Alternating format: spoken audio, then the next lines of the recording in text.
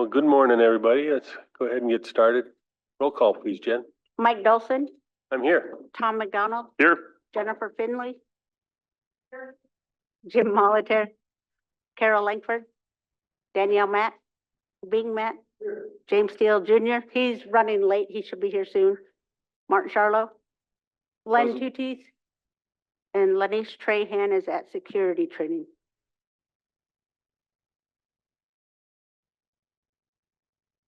So we have minutes from July 11th. Oh, yeah, the prayer. Carol, would you pray for us this morning, please? Creator, today we just give thanks for our community and our membership, and we just ask you to watch over the members who we recently lost, the McDougall family, Weavers, Big Crane, Adams. There's just so many of them. Liberty, Laura Liberty. Just be with those families at this time and pray for people who are in the hospital. Maria Wheeler's in there and another individual, can't remember at this time, but just pray for all of them and keep them safe and strong, and pray for their families who have to travel back and forth, and just be with them at this time. We also pray for our firefighters and first responders and keep them safe and make sure that they protect our homeland and take care of our community. And we also give thanks to our elders and our children, and we ask you to keep them safe and strong. Come here, thank.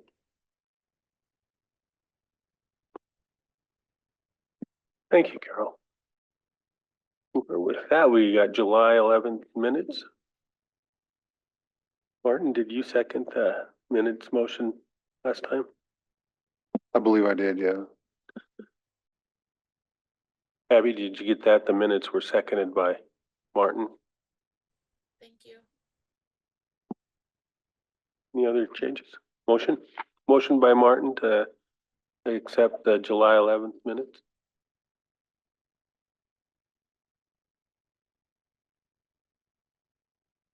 Second by Jimmy. Other amendments, additions? All in favor? We are unanimous. We have an agenda for today. Any additions to the agenda? Jennifer? Yes, I have one for executive.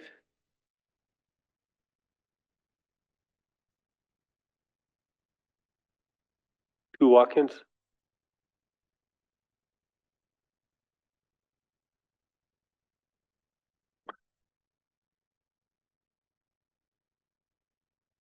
Motion by Martin to approve the agenda for today with the additions. Second by Jimmy. All in favor? Unanimous. Well.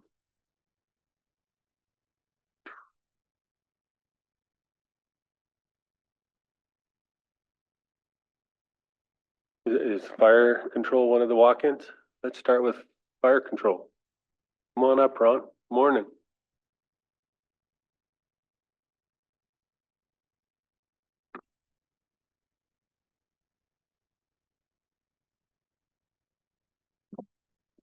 Esquac Special Damage for this opportunity to address our tribal council.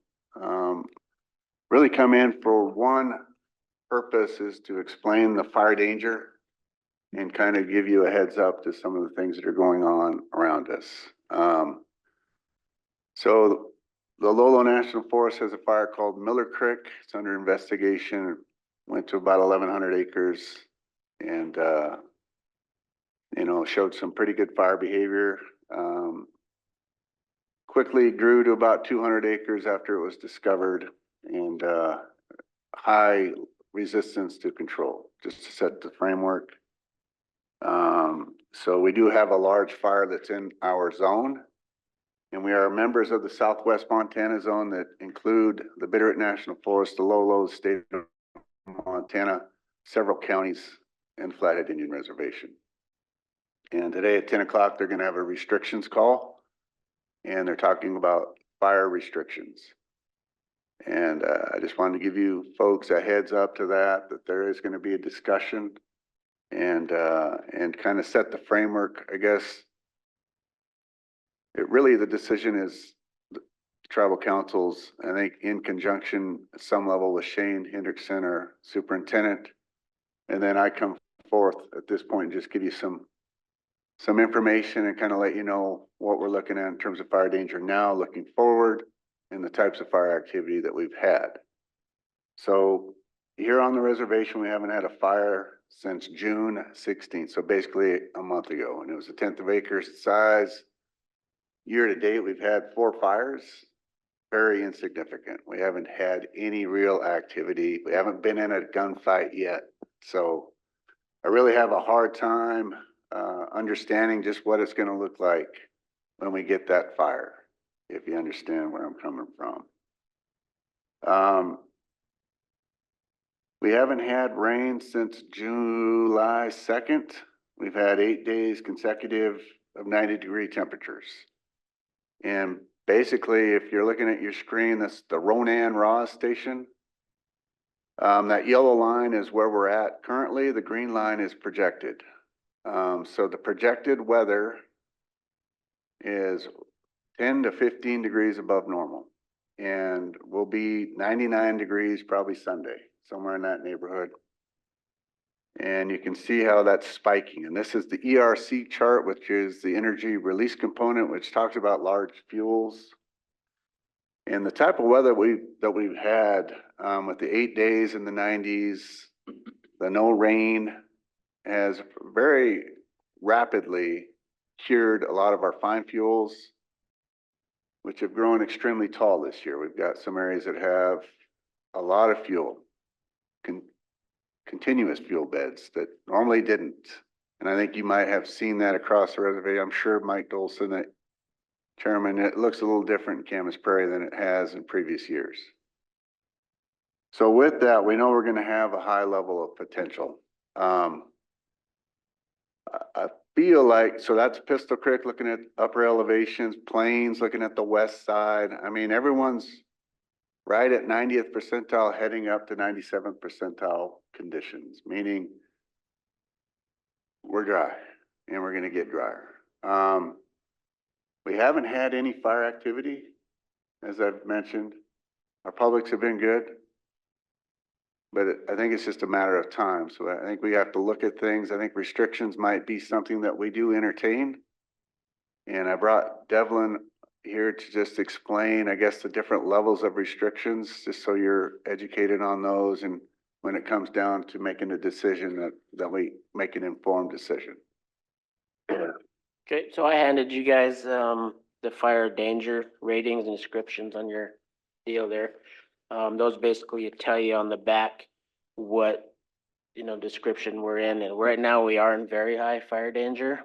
And like Ron said, with the prediction of the weather and stuff, I'm sure we're going to be hitting extreme in not too long. So back there, it'll tell you, in very high what the fire conditions can be if we get a start.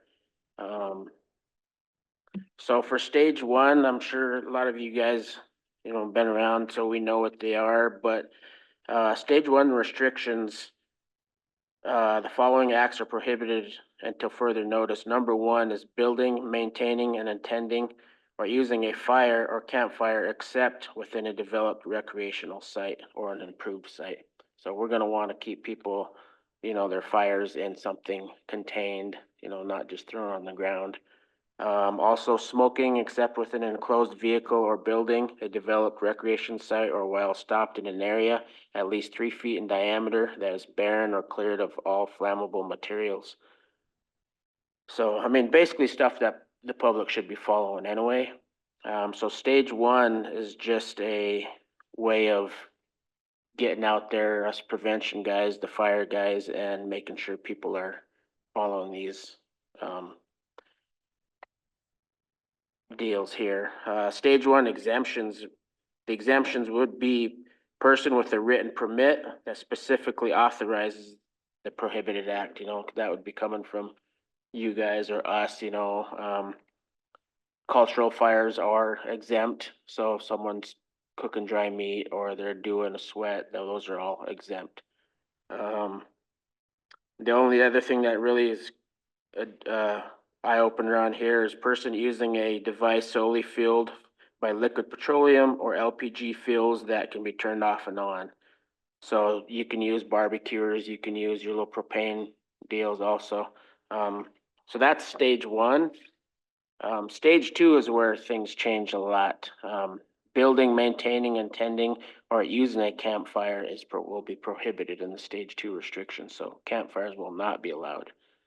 Smoking, same thing, you know, that's something that you should be following even without restrictions. The biggest one here is the following acts are prohibited from 1 p.m. to 1 a.m. in the morning. Operating any internal combustion engine, welding, operating acetylene or other torch with open flame, using explosives. If you do within those hour guidelines, you're required to patrol with 2 hours following that work that is being done. And operating motor vehicles off designated roads and trails, those are obviously things that people should be following no matter what stage restriction you're in. So though that's stage two, the difference in stage one and stage two. Yes, let's hold there and see if let's hold there to see if there's any questions. Yeah.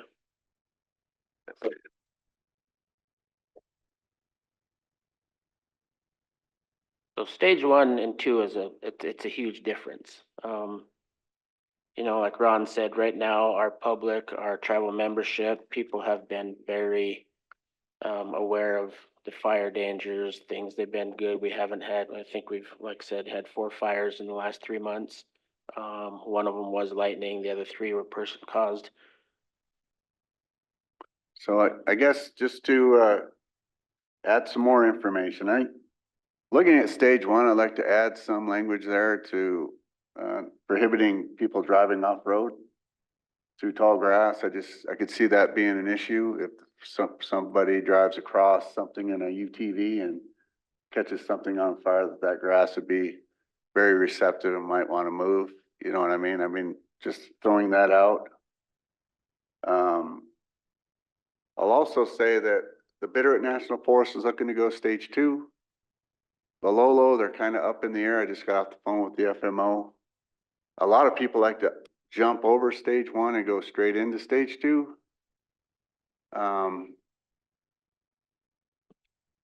Stage 1, it at least allows people to recognize that, yeah, we do have an issue, and then we'd hit the education as heavy as we could. Same thing with stage 2, we'd educate, but there are a lot of restrictions. So I guess I'll leave it at that. Any questions for me or for Dev? Go ahead, Tom. Thank you, Mr. Chair. Just wanted to elaborate that I think the 2, as you mentioned, the 2 large fires in western Montana, or in Montana, are man caused over at Helena and the one up Miller Creek. Definitely man caused, yeah. The other extreme thing, other than the forecast of 100-degree weather coming at us, is that, a lot of these years when it's like this, they're all man-caused fires. It's not lightning, it's man-caused fires. And so it's how well the public is educated, who we're allowing on our landscape to recreate and what they do. The other consideration for right now is that we have rivers and streams that are at record lows. So the Blackfoot River coming into Bonner and Missoula should be at 1,500 CFS right now. At this time of year, which is getting closer to base flows, it's at 500 CFS. Wow. So the Bitterroot River is the same way. All these rivers in western Montana, that we're doing the best on the Flathead, but it's extremely dry when you talk about the fuels and what there is no snowpack, and so it's extreme conditions that could be happening real quick. That at least in my career, I haven't seen flows that get this low. So it's a unfortunate forecast, but I would concur with whatever recommendation fire control comes up with. So thank you. Thank you, Tom. Go ahead, Martin. Thank you, Mr. Chair. And Ron and Devlin, thanks a lot for everything you guys do. As always, thank all your crew and everyone out through the organization. Always good to see you, but not as much this time of year, so I'm glad you guys were proactive to come in and kind of start giving us updates before anything even started. And so, yeah, it's definitely dry out there. So I appreciate, you know, what you guys are doing, and definitely if, yeah, if things come off, yeah, I hope everyone's safe and everything. So thank you guys. Ron, you mentioned Camas Prairie, and I believe if a match was lit on one end, it'd go across the prairie in, well, 2 hours. Right. Probably Uh, enough grass to jump the roads, right? Yeah, Yeah. I'm very much in favor of stage 2 already myself. Yeah, and it's a pivotal time. I mean, it's something that we got to look at as we have a powwow, and we're delivering firewood to Elmo right now as we speak. We've had 2 significant fires in that neck of the woods. I mean, I'm not selling one way or another. I'm just spouting facts. And when I wrote this down, I was like, you know, what are you trying to tell them? I'm just giving information. All of that area is cured out, ready to go. Cheatgrass is back. Currently in a moderate drought, and it looks like it's going to persist. And yeah, there's going to be no relief. So restrictions are definitely something that we need to probably go into. And if we're not in stage 2 this time, we probably will here shortly. So that's all I would say. Firefighting resources are short. Southern California is burning up, and the national office, NMAC, starting to control resources already. And it just looks like the entire United States is still in some level of fire season, which is different. And Will we have council on Thursday? that's one question I have for today. Okay. It looks like we don't have anything scheduled for Thursday, and so. I think that's when we'd come forth and try to get things moving then, if that's where we went into restrictions, to try to get them in place. They'd likely go in effect Friday at midnight, so we wake up Saturday in some level of restriction. I think if that's probably what's gonna go on with the zone, and that'd be good. We'd like to send a consistent message across the board. And since we have different counties and different land ownerships, it's nice to have at least one message. So I'll let you know what they end up saying. And I'm sure you guys have concerns, something comes up, let me know and I can try to address those. We will have 7 days coverage. We will be at the powwow regardless what level of restrictions we're gonna have. We're gonna have an engine there, 4 engines on daily, staffing till 2000, 8 o'clock by direction of the Northern Rockies Coordination Center. They're paying for our dispatch and our aviation to stay open, so we're keeping engines on. So yeah, we're ramping up. Go ahead, Len. Thank you, Mr. Chairman and members of the council. Are we able to put our tribal contractor or tribal engine contractors on standby, at least get them on the payroll? So yeah, that's a great question. So what happens is we put in for severity, and severity is for our crew to extend. Typically, when we get a fire that exceeds, we'll put contractors on that fire and get our guys back to where they can initial attack.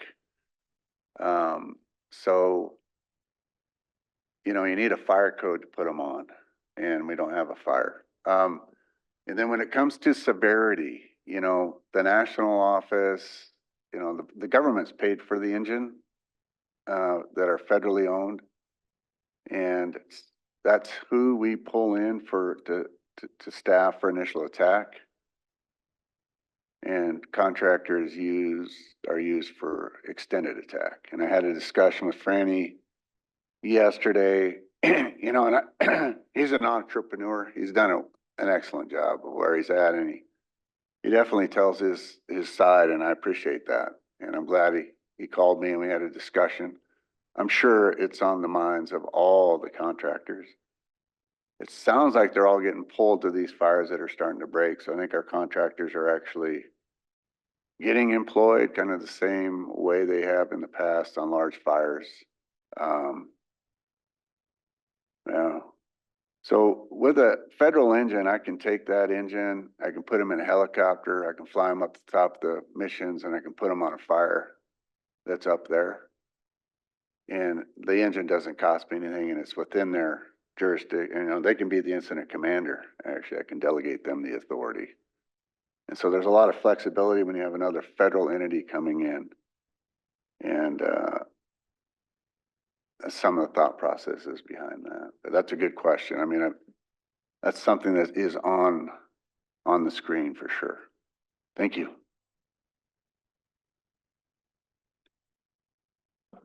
Other questions for Ron? Well, we will definitely meet Thursday morning, just in Yes, sir. there. We will be in. All right. Then. Thank you. Thank you, guys.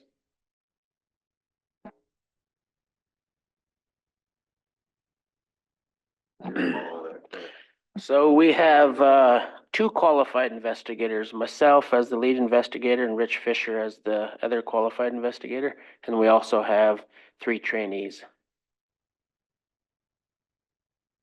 Get trained every year and So a trainee is someone who has taken the fire investigation class, a week-long class. but I'm talking like yourself, who is an actual investigator. Do you also have training every year? Just the experience that I get. So throughout the deal, and then our trainees get overseen by Rich Fisher and I. When they go out and do investigations, we train them as they go.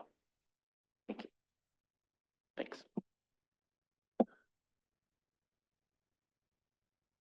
Thank you, guys. Our other walk-in, Yes, Richard Alexander.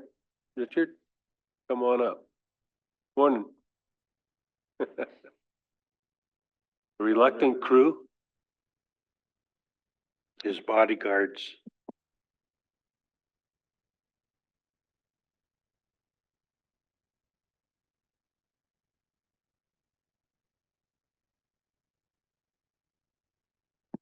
All right. Yeah, just my summer youth kids, I get them for 6 weeks. Just showing what tribal government does. We went to tribal health. Fred and Matt did a really good job. We went through the whole tribal health. Lana Page showed us legal, took us to the courts. We just went to lands. We're just trying to go to different areas, teach them a little bit of what they could do. The 16 to 18. Introduce yourself. Well, welcome. Good morning. Good morning. Jason Brown. Go ahead and say where you're from as well. From St. Ignatius. I'm 16. My mom and dad, Cease and Bill.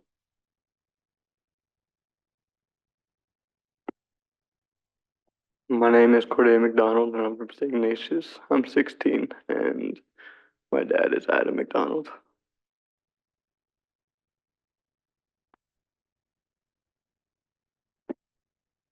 My name is Tristan Fiddler. I live in Arley and I am 15.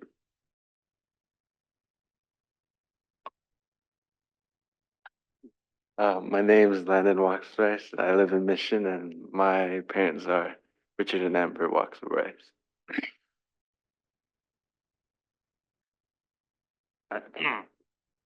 My name is Casey Zepeda. I live in Monan. My dad is I'm 16. My dad is Charles Zepeda. My mom is Gabe.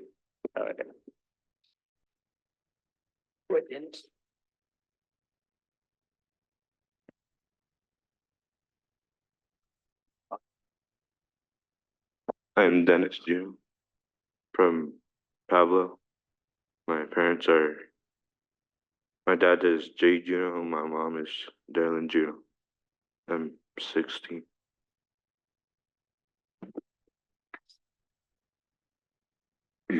I'm Elijah Zepeda. I'm from Ronan. He's my brother. My name is Kason Page. I'm from Mission. I am 17 years old, and my parents are Chuck and Lana Page. I'd like to know if you guys give these guys some advice, college wise, and, education is really important. Carol, go ahead. Well, you've already passed the test because you're up. Most students at your age are still sleeping. So that's the number one test that you passed. You must not game all night, and if you do, you're probably tired, but you guys look really good. So I would say that's number one test. Getting to work on time, always, school or work is really critical to show that you are interested and that you participate and you want to be a part of the community.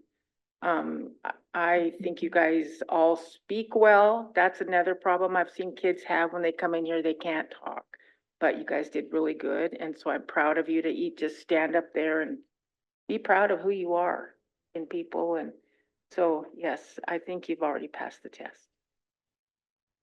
And anyway, yeah, I encourage you to go on to college, of course.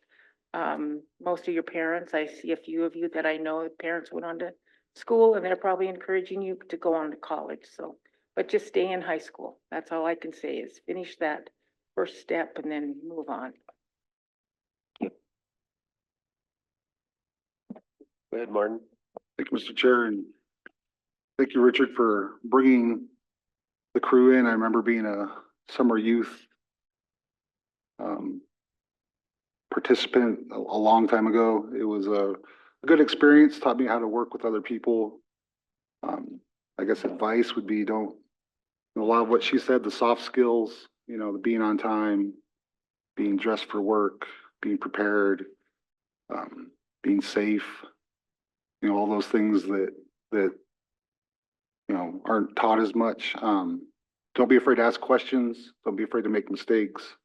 If you make a mistake, own it, move on, and do the next thing and do it well and do your best. And remember who you're representing. You're representing your family, yourselves mainly, and appreciate you guys. And you're learning from a really good man with Richard. So yeah, keep up the good work. Thank you guys so much.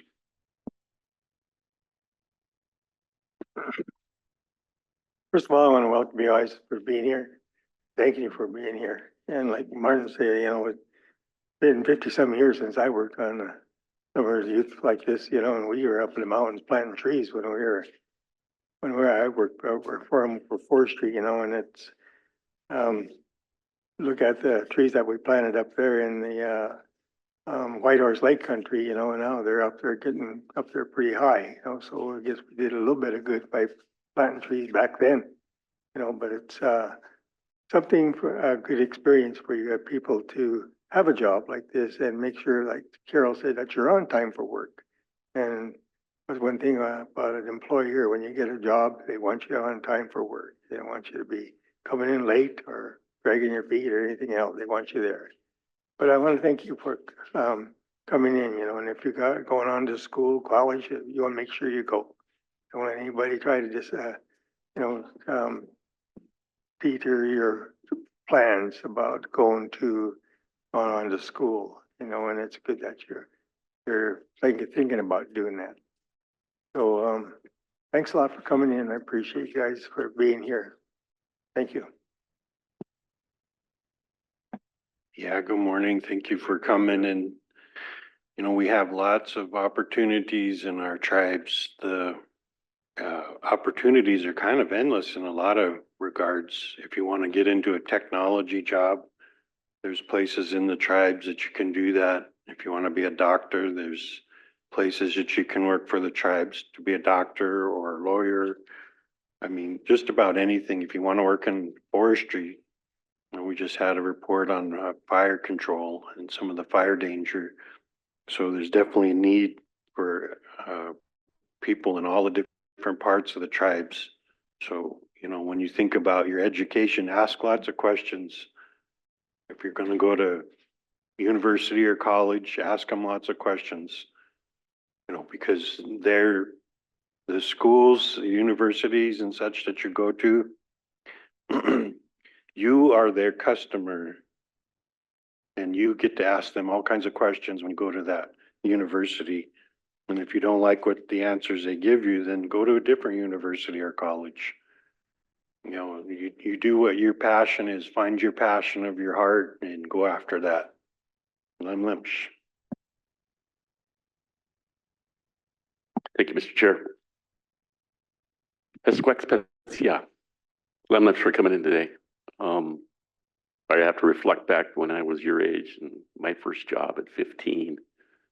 I was running a jackhammer, knocking off the tops of septic tanks to replace them. And I weighed 140 pounds, the jackhammer weighed 80. And every now and then that jackhammer would fall down into the hole, and I'm looking at this soup that I might take a nosedive in. And it didn't take me long to realize that wasn't the job I wanted to do. And I was able to get a summer rec job. And my job was a wrangler and a youth counselor up in the missions. And it was one of the greatest experiences of my life. Developing a work ethic, getting up in the morning, doing what's right. You know, you guys have a lot of choices ahead of you. And there's a lot of things you're going to be in situations where, you know, is this right or is this wrong? You know, there's this comedy that used to be a long time ago. Flip Wilson used to say, the devil made me do it. But a lot of times you'll be in situations where, you know, someone asks you to do something. And your first thing might come across your mind, this isn't something I should do. You know, take that first advice and be cautious and do the right thing. Be careful what you hang out with, you know, things you might do. But developing a work ethic and always being persistent with what you want to do is the best thing that you can do. Because if you work hard and do the best you can at anything you do, sports, it's a great example. You know, you work hard, do that dedication and work. You know, it will pay off. It'll pay off in different rewards through your schoolings or whatever you want to do, through your jobs. And so that's the best thing you can do. And I congratulate you for just being here. And I congratulate Richard for bringing you around and learning more about your government and the services we provide and the jobs that you might be able to get. So I encourage you to go on to school. It took me a long time to get my college degree. I went to school many times. It actually took me 20 years to get my bachelor's degree. It took me a lot of credits, but I learned a lot of different things and learned a lot of different experience. I changed what I was going to do. My interest level changed through time. But that all was additive to my knowledge base. And I wouldn't take any of it back. I wouldn't take any of the jobs I had around the country. It was all great learning experiences for me. So I encourage you to never stop asking questions because there is no stupid question. Learn from everything you can do and ask questions and be attentive. And thank you for being here.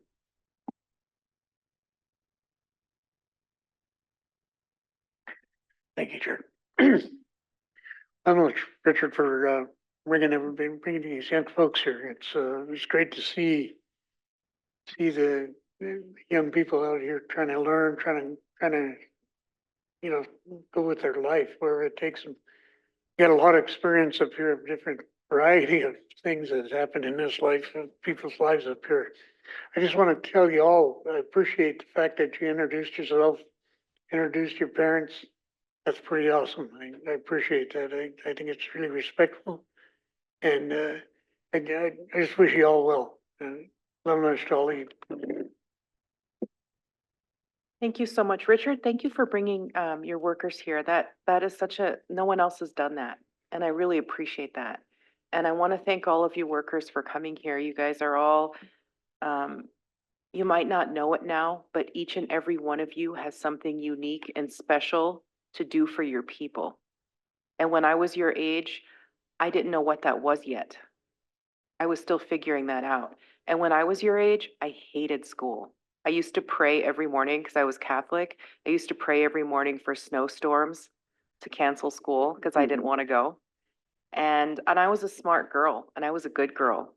But I went to a school that was really racist and that wasn't very fun to go to. And I didn't really like being there. I don't know if any of you can relate to that. And I didn't like school until I went to college.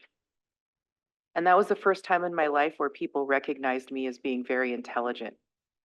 But I recognize that about you already, that all of you are very intelligent.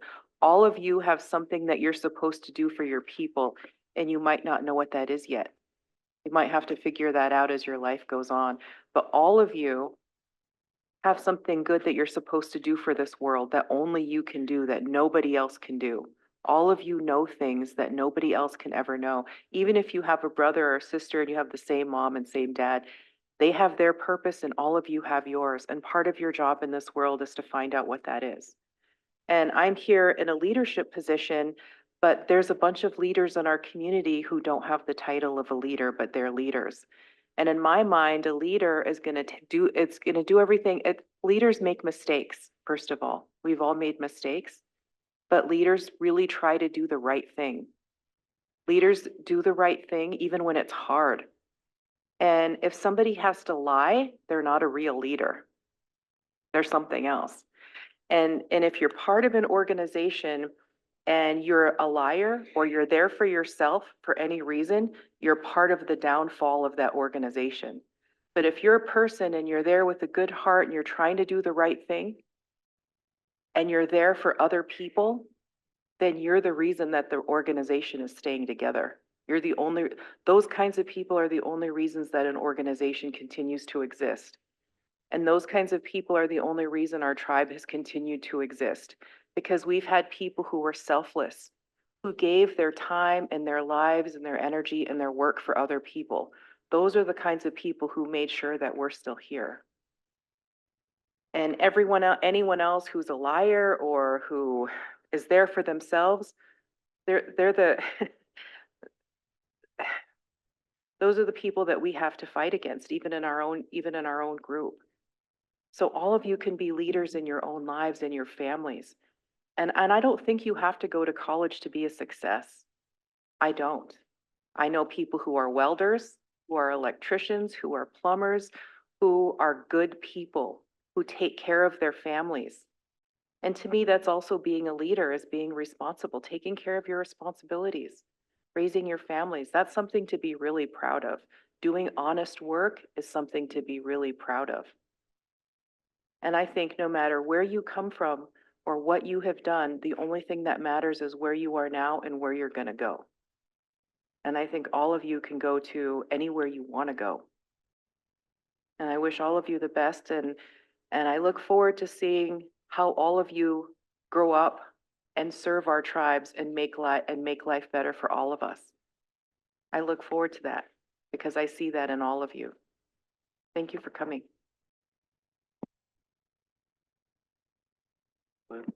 Thank you, Mr. Chairman and members of the council. Richard, once again, thank you for bringing these guys here today. You know, my message to you all is this is where it all starts, okay? Your very first job. You'll always remember this. And if you guys choose to continue to work for the tribe, always remember that you guys work for the people, okay? So when you're out there in the public and you're doing your job, be respectful, be courteous to all of the people. And really important is keep a smile on your face. People will always remember that. That's why we always remember Richard. Richard's always smiling every time we see him. His smile lights up the room. But you know, many of you don't know that at some point in time in your lives, you guys may be sitting up here. You know, when I was your age, I didn't think I was gonna be up here, but I think it's important that you guys keep that in the back of your minds because it's realistic. Realistic. At some point in time, your people are going to call you to lead, and it's jobs like this that get you prepared for that. So I want to thank you guys all for coming in today. It really means a lot to the council to see you guys out there and doing the work. Be prideful in the work that you do out there also, because it's just as important as the work we're doing up here. It's no different. Always remember that. We're all in this together. So, thank you guys all, and you guys enjoy the rest of your summer. Sure. Welcome. My goodness, summer youth was one of my first jobs as well. So a really fun place to be. Like Len said, memories of our first job. You don't forget that. Thank you, Richard, for bringing them in. They've said a lot of good things, and I'd say stay motivated, show up, be consistent, and never give up. And you guys are or role models to some of your peers. Having that extra money in your pocket probably feels really good. That was my favorite part of working for summer youth, was being able to get some things that I couldn't have before. So you don't get paid if you don't go to work. So keep going.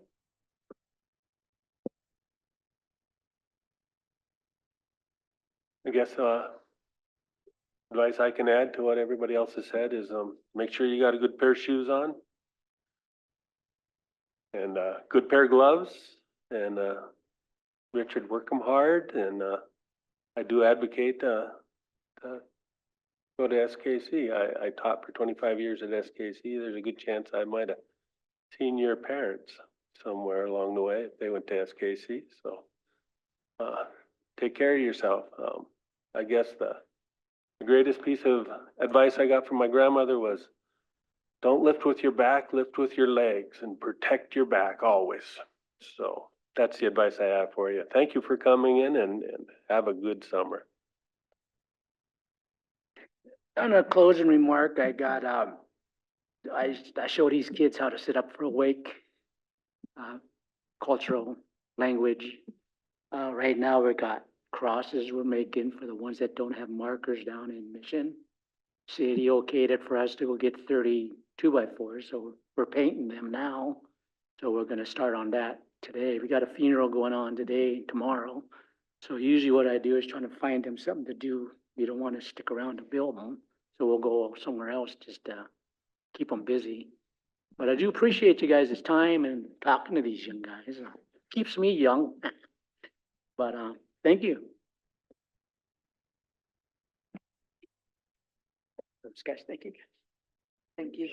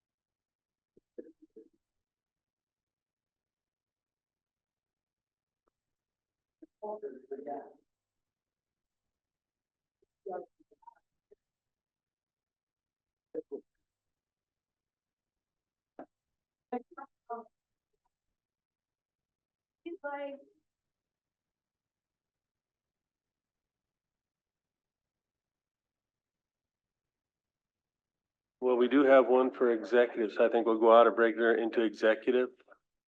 And, we'll go back into.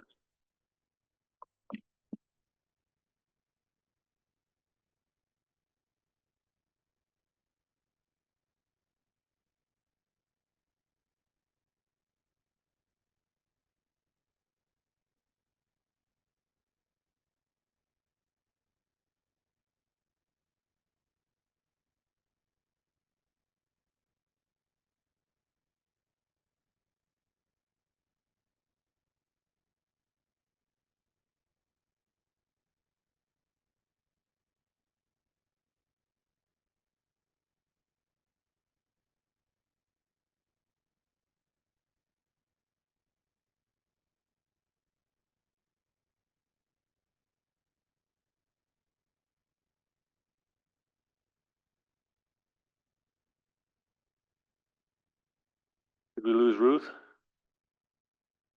But Melinda's here if we want to do Melinda's really fast. Come on up, Melinda.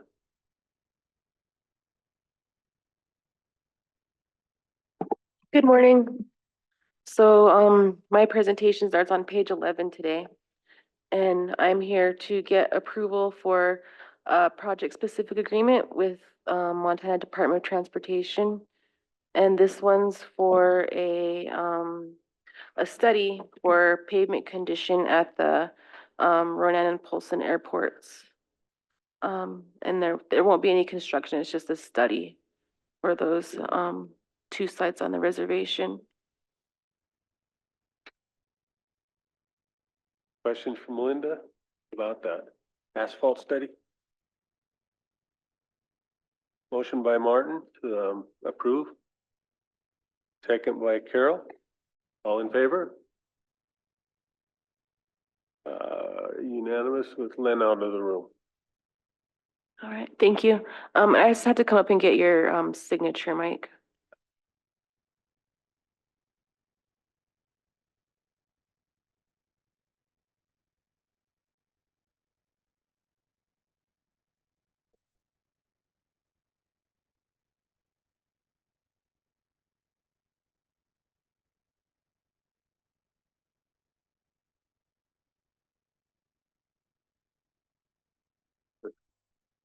Lunch. Hey, Mr. Chairman, Mike. Yeah. I'm going to have Mark jump in really quick to do a quick introduction. Come on up, Mark.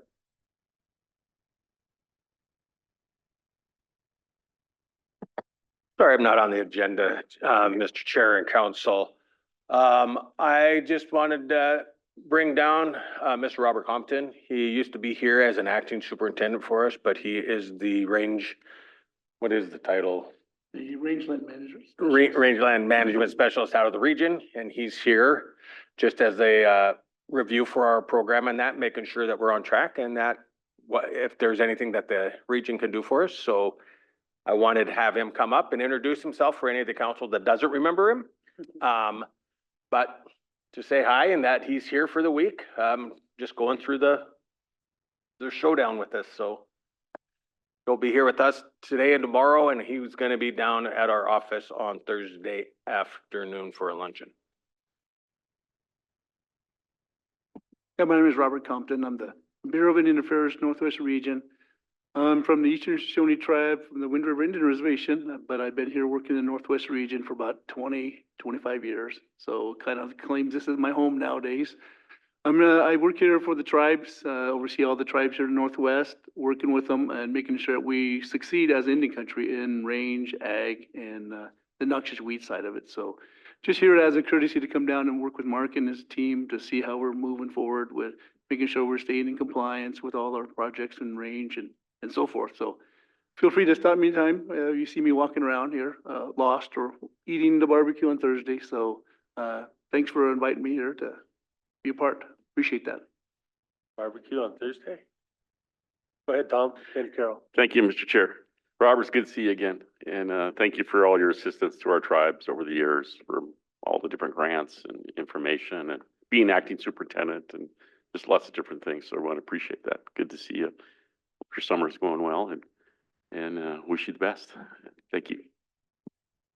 Good, Carol. Thank you, Mr. Chair. I also want to welcome you, but when you talk about compliance, you also do compliance like for CRP and that kind of equip and all those other things? Compliance referring to like programs following the CFR and regards to Oh, permits, Totally applications and different. stuff like that. Okay, all right, sounds good. Thank you. Anything else? Well, welcome and good to see you, Robert. Thank you for your time, Mr. Chair and Council. Thank you.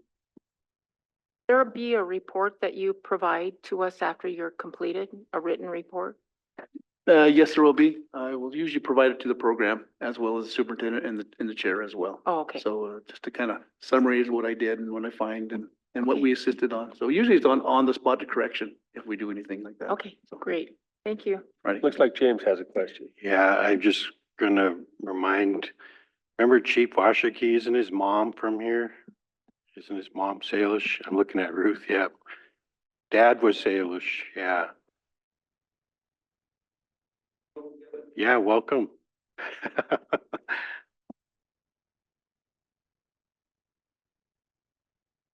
Dollar menu at McDonald's.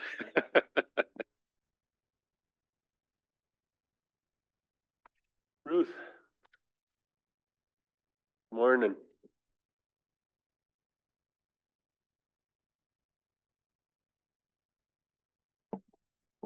Squexed.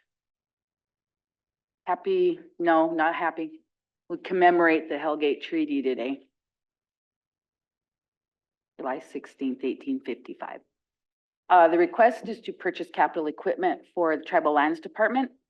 So in looking at how we've pretty much completed capital acquisition with the approved budget of 1.5 million, we do have some room in there to accomplish this. We would use it primarily for the Lands Department in weed treatment. They can also utilize it for other things like even dust control and de-icing. So these drones, I saw a little video that Bradley showed me, and you know, we always think of a drone as only this big. This one's like big and has to be on a trailer. So this would purchase the equipment in total with that trailer and all the accessories that they could utilize. So to approve the request, no increase to the total budget. And because we're after July 1st, it requires that approval.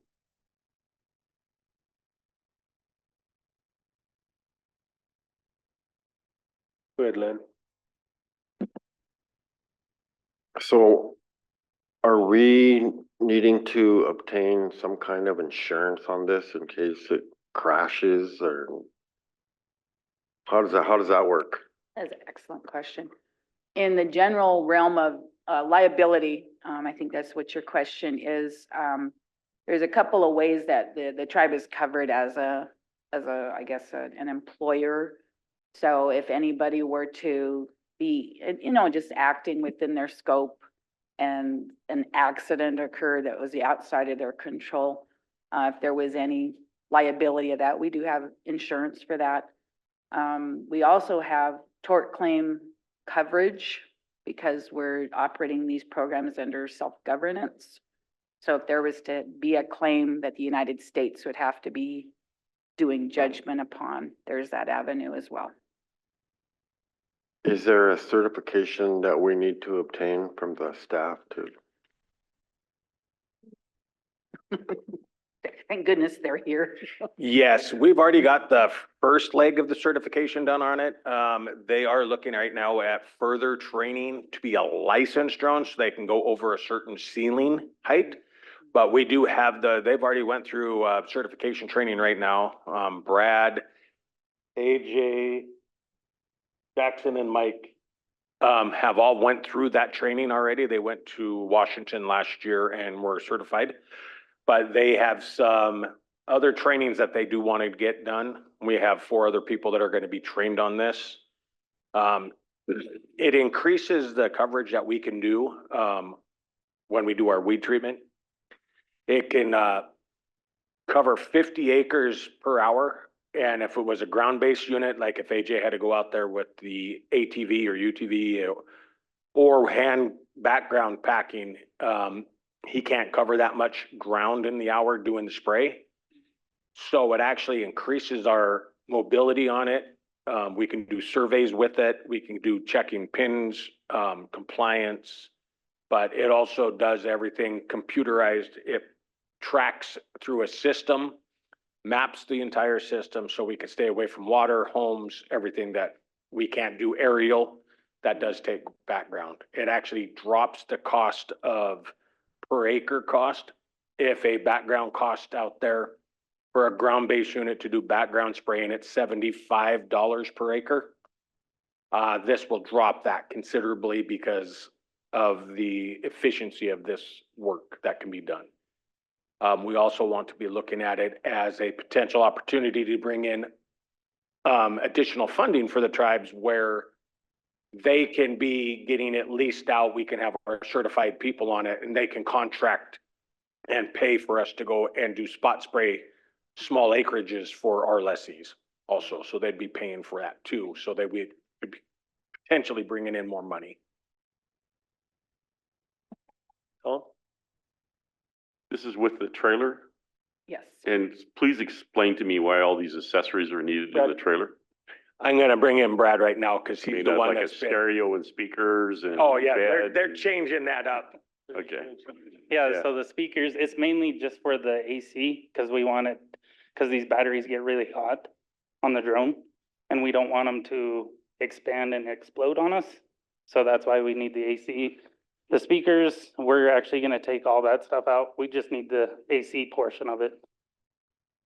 So, So the bed and all these other bed- things, boot dryers and all that. no, the bed is actually, we were gonna take the bed out and make that our chemical room and make sure it's secure and put a mat and stuff under it.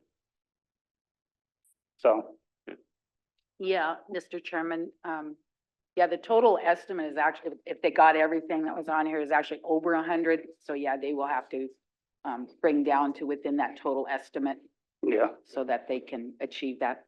I think the total I came up with 96 or yeah. it was right around. So not all of that stuff. It was just an estimate on the trailer. Mr. Chair. So this drone, what is the payload? I mean, it carries weight. How big is this thing? I mean, what's the dimensions of it? I would say Like a 6 big feet by 6 log. feet. 6 by 6, Yeah, 88 pounds is what it carries. 88 pounds. Mm-hmm. Wow. Yep. I guess the question is, why didn't you clean it up before you brought it in? Because I think it just throws questions into the whole thing. I would go back and take what you're not gonna get and then provide or Yeah, I can do that. put in the Yeah. actual. Thank you.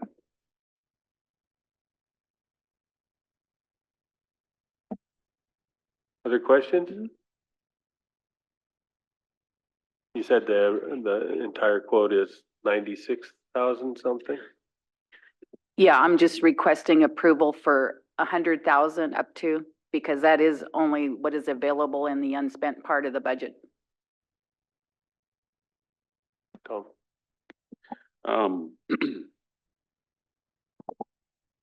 The drones, it's a powerful tool and I support it 100%. And I would make that motion. My only thing is, what is your backup plan if you don't get licensed to operate this thing? I mean, is there another department that or somebody's already licensed? I mean, from Whisper Shop or somebody else?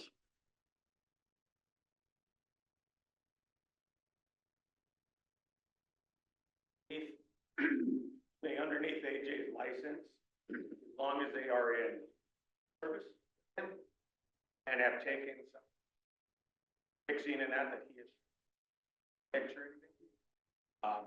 Don't have to be. But like I said, we already have 4 individuals in our office that are right now. We want to get the other ones, the FFA license on it, so that could be a commercial. Them, but in-house wise, we are certification have right now.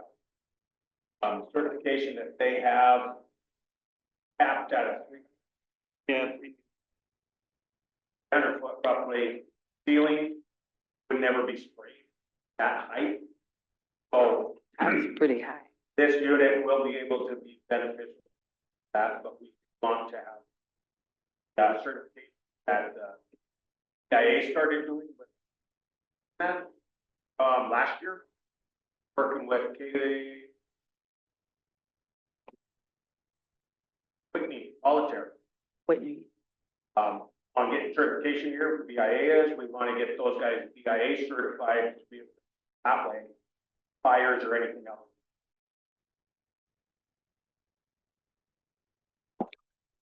Motion by Tom to approve the capital purchase. Second by Jennifer. All in favor?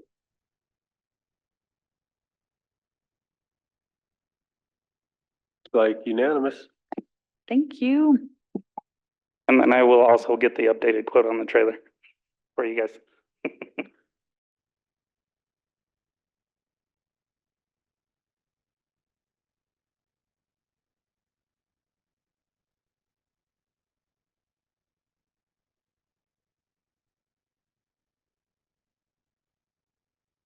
Morning, Whisper.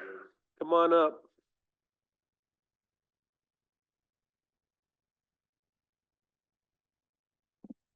Good morning, everyone. We are on page, let's see. I'm here to talk about a collection permit for Dr. Michael Ivy from Montana State University, Entomology Department.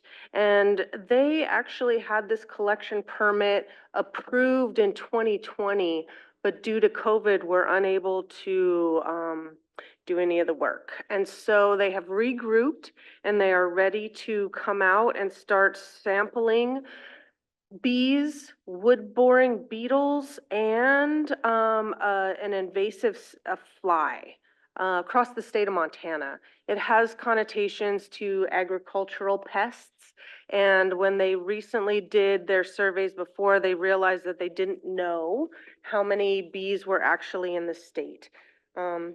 There's a decrease in pollinators across the US. It's a concern. And for Montana, they want to be able to go out and do some surveys. It looks like the majority of the work they're going to be doing here is sort of on the west side of the reservation, and they wanted to also survey the bison range if possible. They will be driving around in the spring and summer looking for blooming plants so that they can stop, if it's on tribal land, stop and collect pollinators associated with that. This was run through the RRB, and everybody was in support of this project. Questions, Martin? Motion by Martin to approve the collection permit. Second by Tom. All in favor? That's unanimous. Thank you. Don't let them start any fires. Don't let them kill too many bees. That's correct. We did ask about that and about working with Salish Kootenai College as well, because they've gone through times of trying to do bee collections. There was a gentleman who was here sampling on the bison range from Idaho State, but he didn't want to provide the bee information unless we paid him. So we didn't do that. Oh, man, so he wanted to collect our bees, but didn't want, we had to wait. He collect our bees and we pay for them? fees. For fees, yes, for Okay, running. well, I'm glad you caught that one. Did you guys want a quick break or no? Go ahead with Greg, and then we'll take a break right after Greg.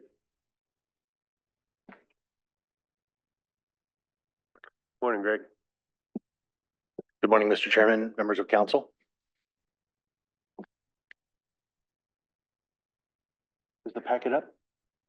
Okay.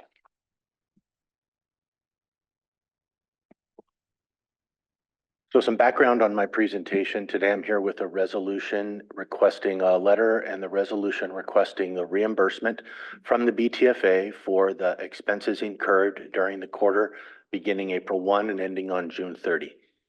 You'll recall in my presentation that my goal had been to get us caught up to 6 months and now to get on a quarterly basis, beginning here on page 41.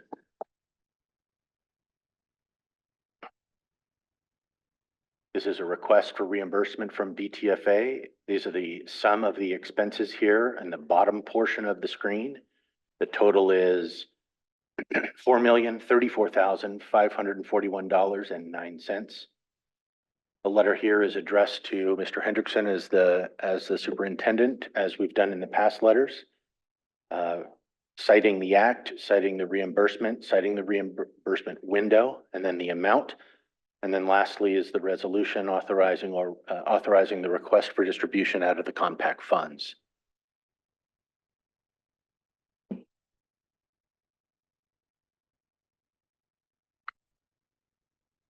Motion by Tom to approve the resolution and letter. Second by Danielle. All in favor? Then? Unanimous? Thank you, Greg. Thank you all.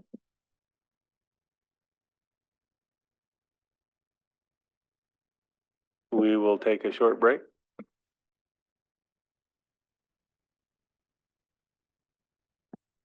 Esquex, Mr. Chairman, tribal council members. This morning I'm here to introduce Direct Relief Powerful Health Team. Some time ago, Kimberly reached out to me and asked if the tribes would be interested in pursuing a solar power project as backup support power for tribal health clinics. They're doing it throughout the nation. They've approached us. We have exchanged some information, identifying some of our sites, shared some pictures of our buildings, some addresses, some power bills. We're at a point where, well, the ask that we'll have from you is if we can proceed with the implementation of a solar panel project at the St. Ignatius Health Clinic. But I wanted to introduce the team and they can answer any questions you have about the project, the organization, or how this project might move forward from this point forward. So I'll start out with Kimberly and she can introduce her team and some background on the project and the organization. Good morning, Mr. Chair, members of the council. I'm going to introduce myself in my native language. Kimberly Dutcher Yinishnya, Tatnazani Nishla, Do Bilagana Bashichin, Nakadina Edashache, Do Bilagana Edashanale. Good morning. My name is Kimberly Dutcher. I'm an enrolled member of the Navajo Nation. I'm also the Government Relations Advisor for Direct Relief. And I'm here today with a few of my colleagues. And we're here, as Joe explained, really to get to know him and the clinic better. We've done some initial work on our Power for Health initiative. And before I talk a little bit more about that, I want to give the opportunity for my colleagues to introduce themselves. And then I'll talk a little bit more about Direct Relief and Power for Health. Thank you. Good morning, Council. Thank you for having us. My name is Emily Elzane. I work on Direct Relief's Power for Health initiative. I'm the lead analyst on the program. Good morning. Thank you for having us. I'm Sarah Rossi, and I'm the Managing Director of Health Resiliency at Direct Relief. Good morning. My name is Kimberly Ophelis. You can call me Kim because this is Kimberly, and I'm a Communications Manager for Direct Relief. Would it be okay if I take some photos, or are we not allowed to have photos during session? Is that okay? Okay, thank you. So Direct Relief is a humanitarian nonprofit organization that was founded in 1948 by European individuals fleeing devastation of World War II in Europe. And they founded the organization in Santa Barbara, California, which is where its headquarters remain. For myself, I got to know Direct Relief during the COVID-19 pandemic. At that time, I was the Deputy Attorney General for the Navajo Nation. I've been a tribal attorney for over 20 years. And part of my extra jobs during the pandemic was securing funds and relief to help our hospitals and clinics, because as you know, tribal folks were particularly hit hard by the pandemic. And it was in this capacity that I met Direct Relief. They reached out to me and said, "Hey, Navajo Nation, what do you all need?" I literally read from them a list of things that our hospitals and clinics needed. And this was at an early stage in the pandemic. And we were needing things like hospital gowns and masks and respirators and things like that. And to my surprise and delight, they offered not only to bring us supplies and equipment that we needed, but they offered to bring it to us. And I said that was fine, but you had to leave by 6 o'clock because we had a curfew at that time. So a couple of the gentlemen that came out to visit me or visit us and bring these things that we needed, one of them was a lawyer. And of course, as lawyers, we're like, what are we doing this work? But anyway, it was good work to do. And Direct Relief proved to be very valuable partners. And one of the other things that Direct Relief does besides support health clinics, nonprofit and health clinics that really support underserved communities and populations all throughout the world, is emergency and disaster relief. So when Navajo Nation had 2 wildfires on the western side of our border in 2022, Direct Relief was there for us there too, providing evacuation kits, N95 masks, solar powered units so people could charge their phones, you know, in a time of uncertainty. So our partnership with Direct Relief grew.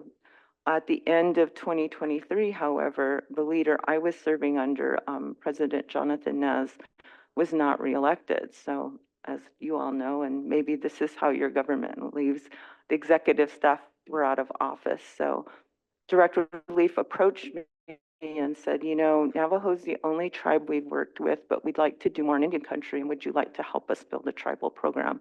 To which I responded yes, because they had proved themselves to be worthy partners, and I know that there are a lot of needs in Indian country.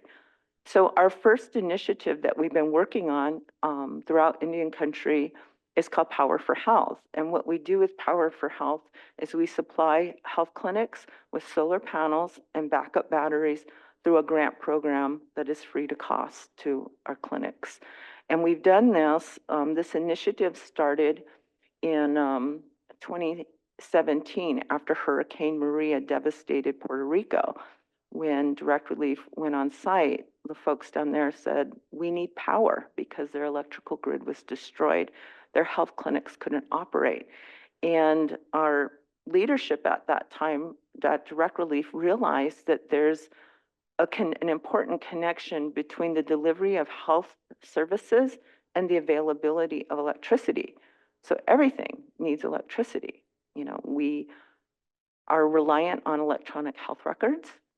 Most of our machines need electricity to operate, and our clinics need electricity to operate. And so when the electricity goes, our health systems are left in a very precarious situation. So in Indian country, because of aged electrical infrastructure, because our health conditions and our people have more severe health conditions, this is an even more so the case there. So we've done, Direct Relief has done Power for Health in Puerto Rico, in several sites there, several clinics. We've done some sites in California, in Texas. We have some sites underway in Florida, North Carolina. But we started a tribal initiative, and right now, we started this work about a year ago, and we were looking for tribal sites who are enthusiastic partners. And also, we're looking for geographical diversity. So we, you know, through my research, we came upon your tribe, and I was in Missoula in February for the National Native American Law Students Moot Court competition. And I ran into an old friend of mine, Dana Jackson. And I said, hey, you know, I think your tribe would be a great candidate for the Power for Health initiative. Can you put me in touch with someone at your tribal health department? And she introduced me to Joe Durglo here. And so that's how we started the conversation. But I don't want to talk too much and give you some time to ask questions, but this is 100% benefit to the tribe. It's through a grant program. And we're in the initial stages of just gathering information about your clinic, what its critical loads are, like the size of it, how much solar panels can be fit on your roof, just a lot of different things like that. And after we do more analysis, because these solutions are really customized to each clinic, it's not one size fit all, so we need to do a lot of analysis. We work with a partner called American Microgrid Solutions. We'll be having a phone call with them and Joe later on today, but that's just a quick overview of the Power for Health initiative, and I want to thank you for giving us the time to introduce ourselves in this program and just to visit your beautiful country. Thank you. Well, welcome, and it sounds like a wonderful opportunity. Any questions? Go ahead, Tom. Thank you, Mr. Chair, and Kimberly and everybody, great to meet you, and thank you for the work you're doing. This is fantastic. I'm a great proponent of solar and alternative energy, and having a disaster and having a power source that would be reliable is critical. It's Direct Care or Direct Relief is doing a wonderful thing. My question, I think Joe maybe answered this, I don't remember. Does the solar panel array have to be on the roof, or can it be on land? Right now, we're looking at a roof solution. We've had other sites where we put, like if they have a carport, we put panels on the carport. And just two things I want to mention. We're looking at the St. Ignatius Clinic. We went through and looked at all of your clinics with Joe, and we came to the conclusion that the St. Ignatius Clinic would be the best fit. And the second thing is we partner the solar panels with backup battery. And that's really what makes this more special, so to speak, because the backup battery goes on when the power goes out. And we also know too that you have a generator, so you're going to have some double resiliency in there. And we strive to bring a minimum of 4 hours of resiliency to the clinic. Usually we shoot for 8.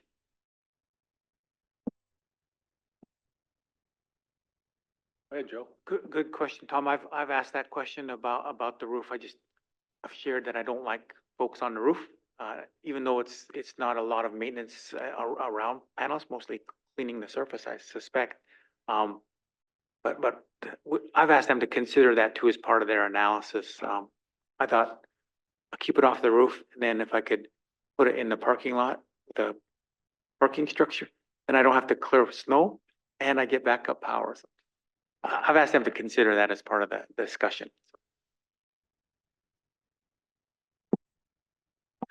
What, Martin? Go ahead, Tom. So when you do the analysis of that independent clinic and what their load is right there, is there also consideration for bringing in the needs for, say, putting up an emergency shelter and providing power for that too at that location? Well, the decision to use that clinic as an emergency shelter is, yours. And, some clinics that we work with, their clinics serve that purpose, particularly during disasters. But I think that would be a wise decision to do on your part, really just depending on the clinics, where they are located within their communities, the populations they serve, the type of emergencies they face.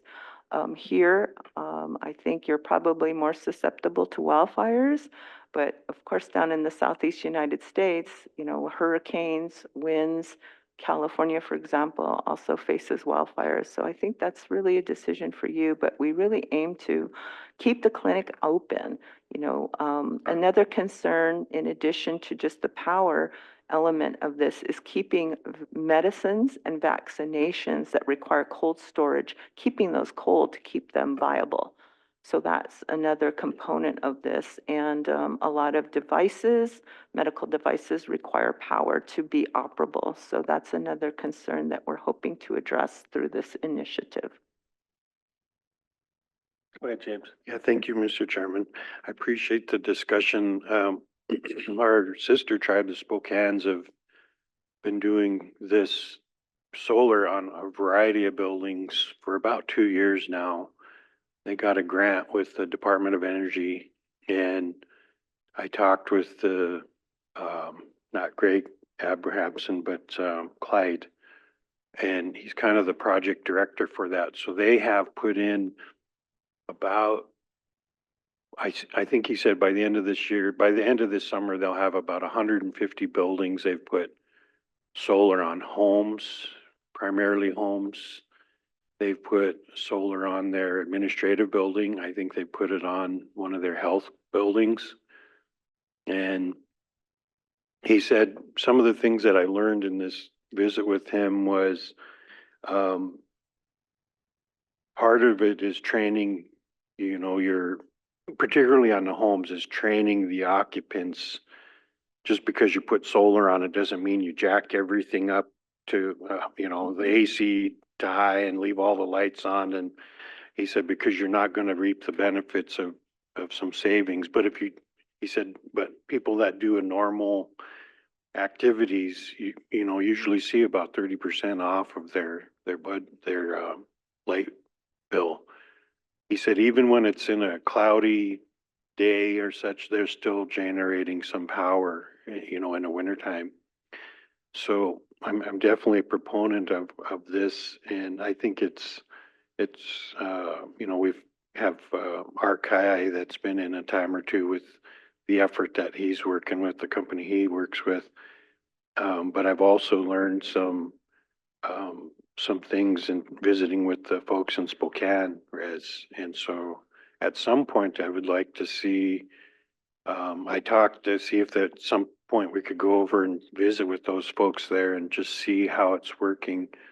But theirs was primarily a DOE grant that they had used and got their startup. So they've been going for 2 years and got a good track record established. So, but definitely it's good to see us looking at this effort for our facilities as well.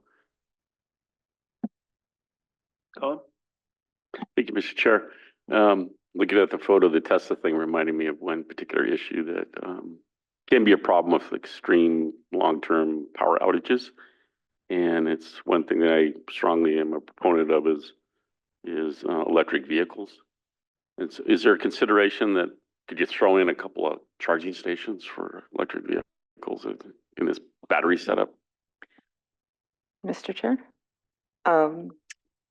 We don't work with electric batteries. We're a health-focused, medically focused nonprofit organization. So that's our concern, is really helping people get the health services they need to live better lives. But maybe we can find some folks to refer you to. The council member brought up the Department of Energy grants, and I want you to know that certainly DOE has been funding a lot more solar projects throughout Indian Country, but our project is 100% privately funded. So we are very proud of that at Direct Relief because it gives us a lot of flexibility about who we work with and the type of projects that we do. And I invite you to take a look at our website, www.directrelief.org. There's a lot of information there because we do a lot of work throughout the world and in the United States. The other thing I want you to know is that included, if, when we move forward, and we hope to move forward with the tribes here, is that we also provide 5 years of operation and maintenance. That's included as part of the grant. We want to be able to teach, whether it's, the facilities person at the clinic or someone else. I saw the youth that were in here earlier today. It would be great if one of them came over and, during installation, and they could learn about how the system works. We're really committed to contributing to tribal energy sovereignty in this way.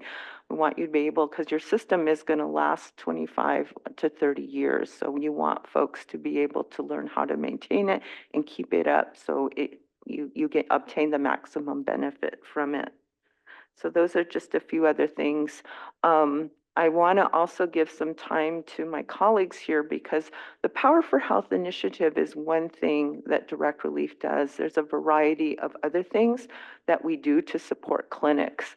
And I haven't even talked to Joe about that because we've been focused on Power for Health, but we brought some information and I want to give either Emily or Sarah some time to talk about those things if you allow us. Thank you. Thank you, Kimberly. Thank you, Council. We have some materials from Direct Relief that provide additional support. At its core, Direct Relief is a philanthropic nonprofit that is dedicated to securing medical support for communities. So in that folder, you'll find information on our safety net support program, which provides everything from PPE to insulin, different medications that can be provided to clinics depending on different community needs. We also have a Replenish RX program that contributes from corporate donation, a wide array of medications and vaccines to health clinics. That is kind of full circle with Power for Health because at its core, Power for Health wants to ensure that the vaccinations and medications that Direct Relief provides to clinics remain viable even if there's a power outage.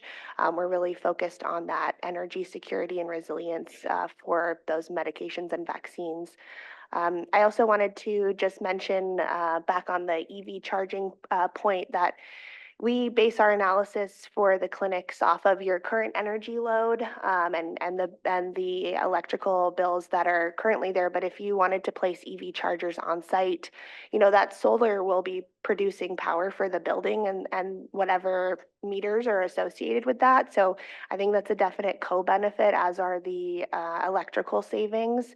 I think from the initial analysis, it was figure like 27% of your annual load would be offset by that solar. And that's after the backup battery is charged and providing that resilient power for you if the power ever goes out.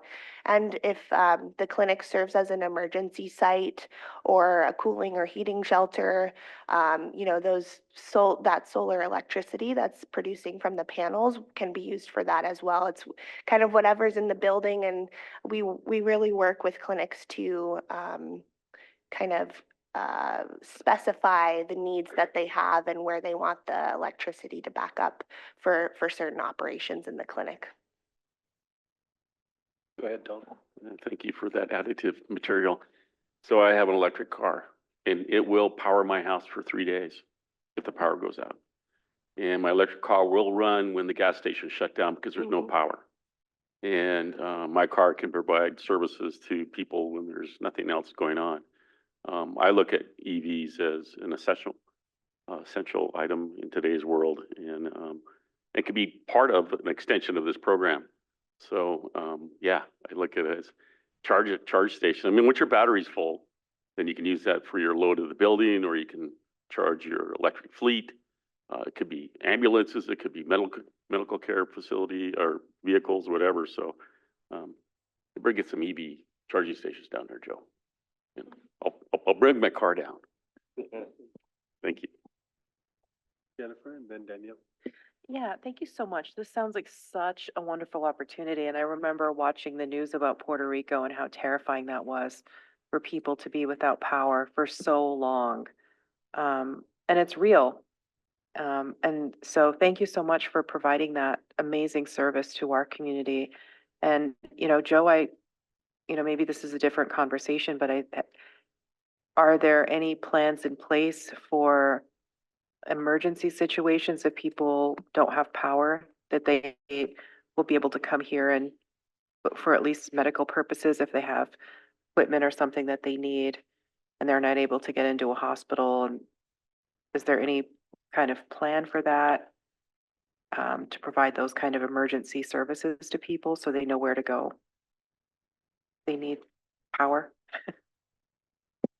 Mr. Chair, Jennifer, we haven't created that kind of internal plan at Tribal Health Department. I suspect the tribes may have an overall disaster emergency planning program. Is that some of the work Dale Nelson was doing prior to his departure is kind of an overall tribal response, tribal disaster emergency plan? Certainly we'll continue to provide access to our facilities in those cases, and backup power specifically at this site will kind of support that ongoing effort to make services available, the building available for in those circumstances. Go ahead, Danielle. Thank you, Mr. Chair. Now this sounds like an exciting opportunity for tribal health, and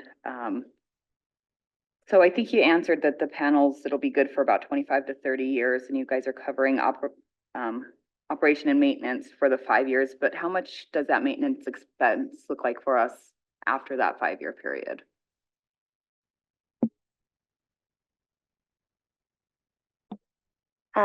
Chairman and Council, we can assess that. We base our analysis off of what the market price is at this time.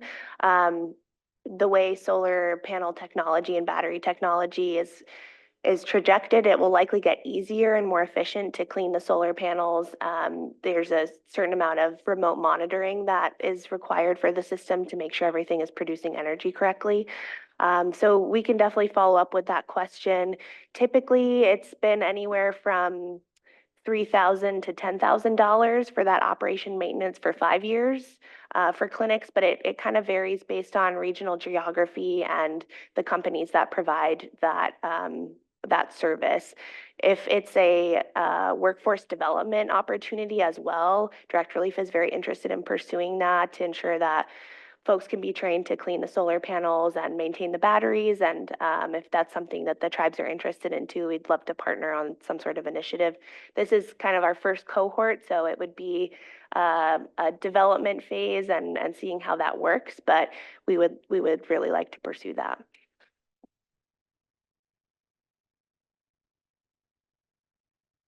Martin?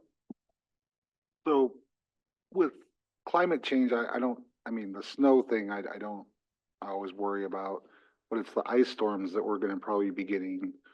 And clearing off a solar panel with ice seems kind of dangerous, or not dangerous, but like, yeah, dangerous. And then the damage that it could cause if someone was careless and wasn't using the right equipment or whatever. So is there any contingencies for those type of events? Or again, we're in Montana, so the snow in the winter. Thank you for the question, Chairman and Council. At this time, we currently don't have any solar panel projects where we experience very heavy snow. It's my impression that the rooftop solar isn't the first preference for the council and the tribe, just for the project. If for whatever reason a carport would decrease the liability for somebody operating the maintenance component to clean the solar panels, we've done carports before, and I would be happy to look into that as well for a design.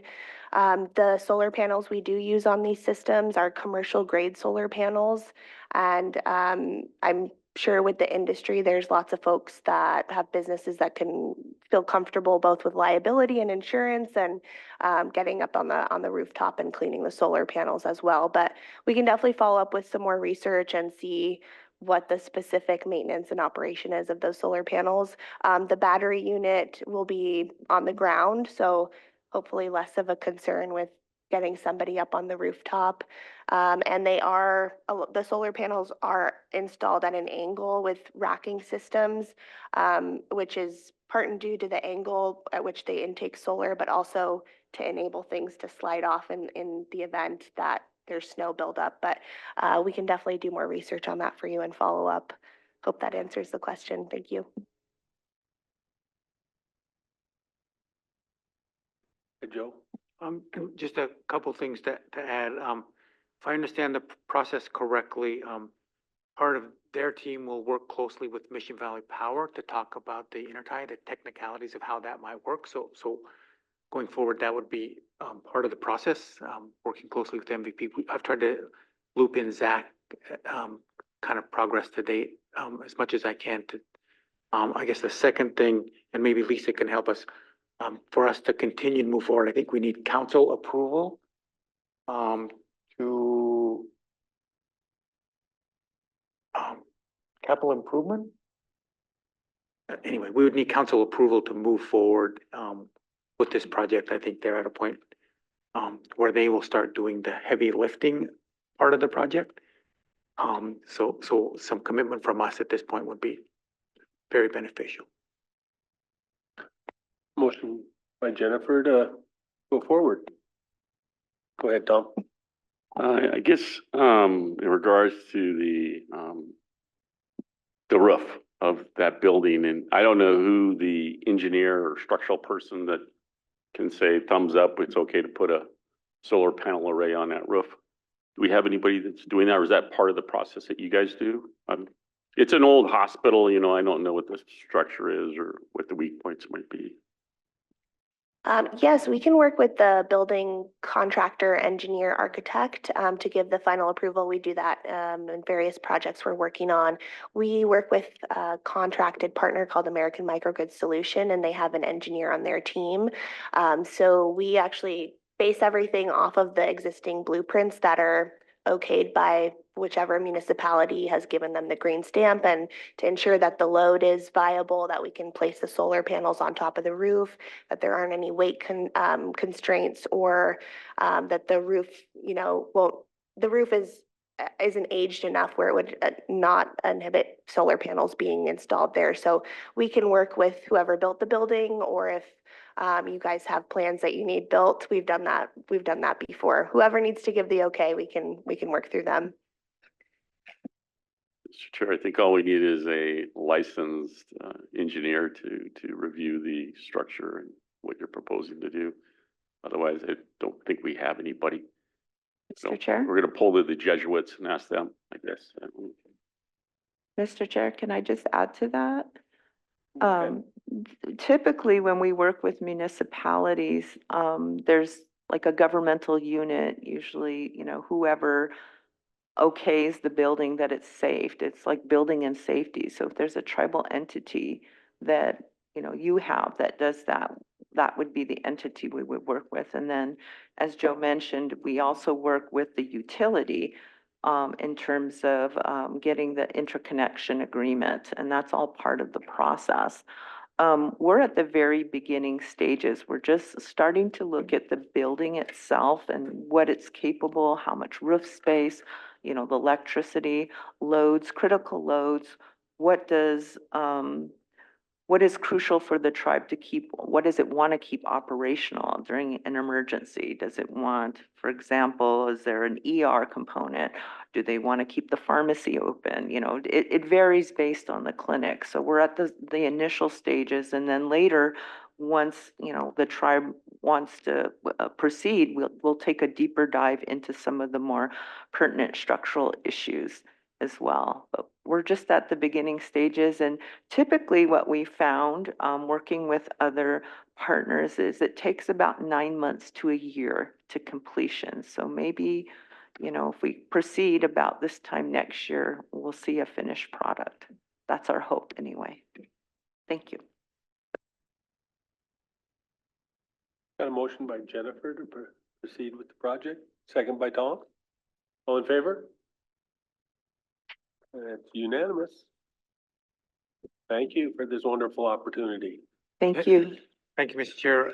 Again, conversation with American Microgrid this afternoon at 1 o'clock. If you're interested in some of the technical conversations around the project, you're welcome to attend. Thank Thank you. Have a great day. Keep up the good work.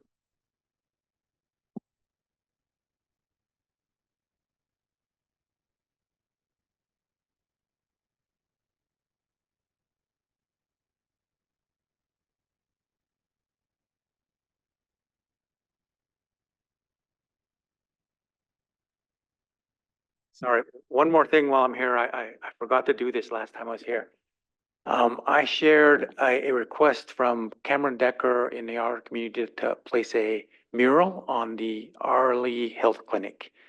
I understand I need approval from council before I can proceed with that kind of installation. I think there's an example of it on the Brown Building, Bing, if you drive by. It's just a mural. I shared the picture with you, but it looks approximately like a sheet of plywood, 4x8, that they would just install or work with facilities to install on that Brown Building, the clinic. Any objections? Don't Okay. see any objections. We'll have him connect with facilities to figure out how we get that installed. Thanks. Cool.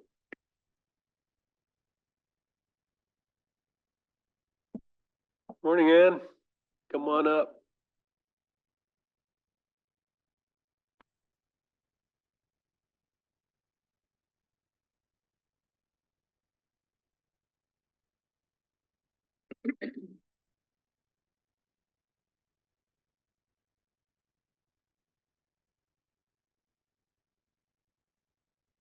I wasn't sure if council wanted this discussion in executive session. It doesn't matter to me. We're gonna talk with the federal defenders about the federal system for people accused and convicted there. I don't imagine there's gonna be a specific case. I No. think we can stay in open if that doesn't get the names and cases. Thank you. Thank you. And thank you for your time today. I'm here to introduce you to Rachel Juligay. She is the Executive Director for the Federal Defenders of Montana. As we're discussing moving forward with reassuming jurisdiction over felonies and Public Law 280, you haven't heard yet from the perspective of those who represent the accused in federal court. I thought she would have some valuable information for you about people's experiences in federal court, also experiences with the Bureau of Prisons, the sentencing rate, things like that, that we touched on yesterday, but I think we can get some more specifics from Rachel. Go ahead. Thank you. I very much appreciate the council's time today. I was very excited to hear the tail end of that last presentation. It sounds like a neat opportunity. And I appreciate Anne looping me in to have this opportunity to speak with you. The main thing I want to do is provide you with information that you need to consider in making this decision. So I want to make sure we leave time for questions, or if you prefer, I'm happy to start with questions. My philosophy is that you know the information that's important to you and your community, obviously better than I could presume to do so. So if anyone would prefer to start with questions, I'm happy to proceed that way. Any questions? Go ahead, Tom. Thank you, Mr. Chair, and thank you for coming. Thank It's you for great. having me. We are on an information quest, and definitely. And we met yesterday, and I appreciate James' comments about how he felt about or what his concerns were, because I share exactly the same thing as my colleague here. And I have to go back in time to my great uncle, who was a chair at the time where he went into Public Law 280. And my uncle was incarcerated in the federal system. And it was a hardship on the family, and it was really difficult, at least trying to be able to know where he is or visit him, or, you know, there was just no flexibility, and, you know, being long ways away.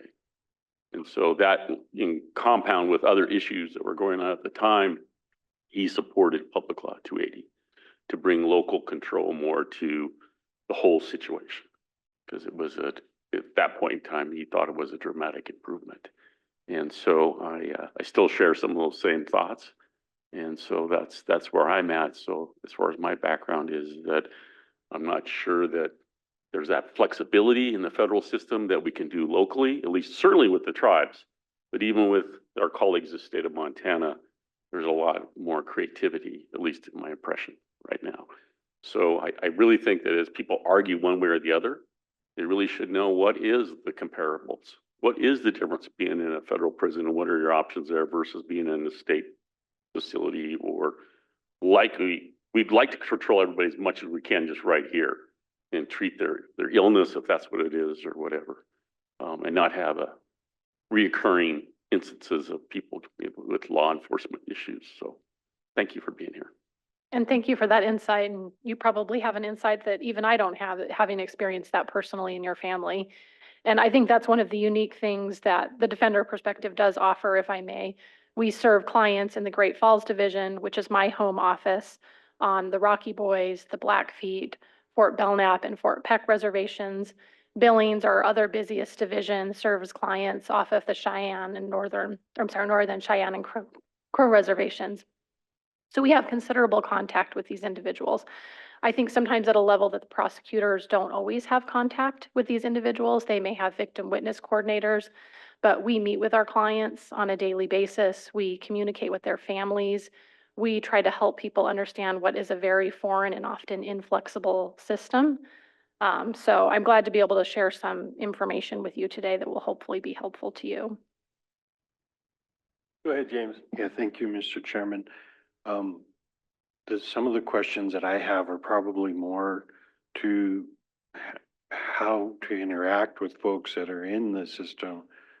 And I've had a nephew that was in the Idaho Department of Corrections, and that was a challenge trying to navigate that system because he was all over the state, you know, and for drugs, and ended up, you know, all over. And it was very difficult to figure out where he was at times and how to navigate the, it's like all the different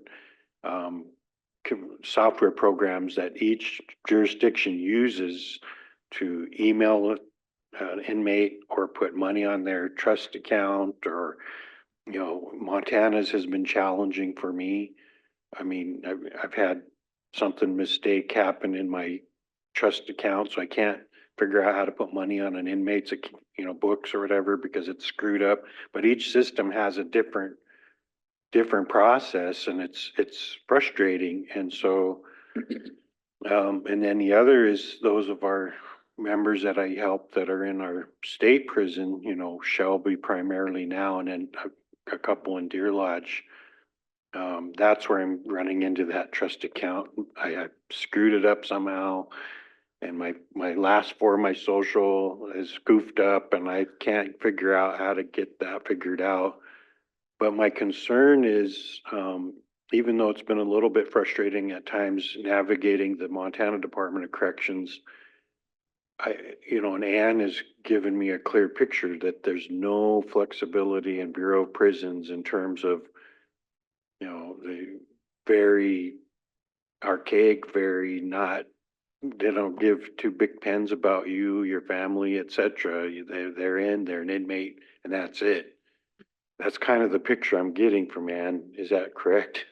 And it seems like with the state, even though I've had issues with the state, at least I've been able to navigate it a little more easily. If that's, and I'm not good at the English, right? Putting that together, but it seems, you know, I can generally get in to see an inmate pretty easily. You know, I fill out the paperwork and might take a little while, but I can generally, if I need to go see someone, I can do that.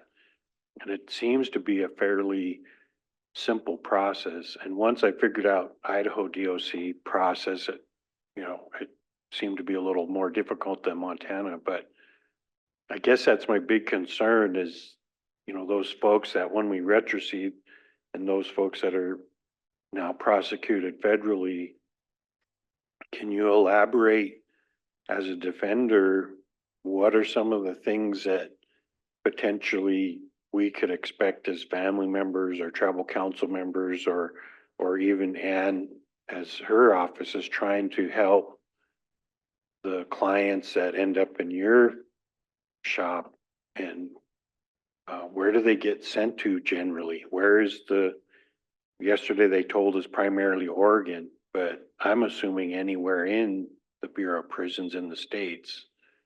So anyway, thank you.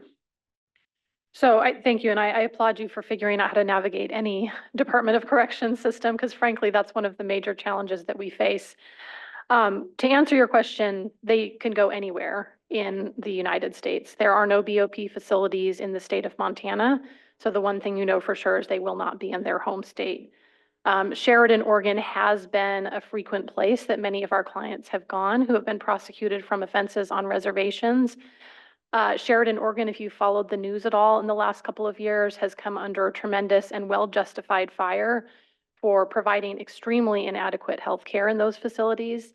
And it took many years to bring that to light because you can imagine that prison facilities, by their very nature, operate outside the eye of the public. But it's gotten to the point where even the Office of Inspector General has issued a report damning the medical care that they provided. And I can tell you anecdotally, we have had clients who faced tremendous health issues in that facility and did not receive anything close to adequate health care. Similarly, Dublin, California, which was a frequent place that our female clients were sent to, they recently shut down under not just an air of suspicion, but confirmed suspicion for widespread sexual abuse and sexual harassment of the female individuals who were incarcerated in that facility. And that entire process has come under scrutiny from the federal courts, which I will tell you candidly, one of the issues with the Bureau of Prisons is that there's no meaningful oversight for when they choose to treat our clients in an inhumane way.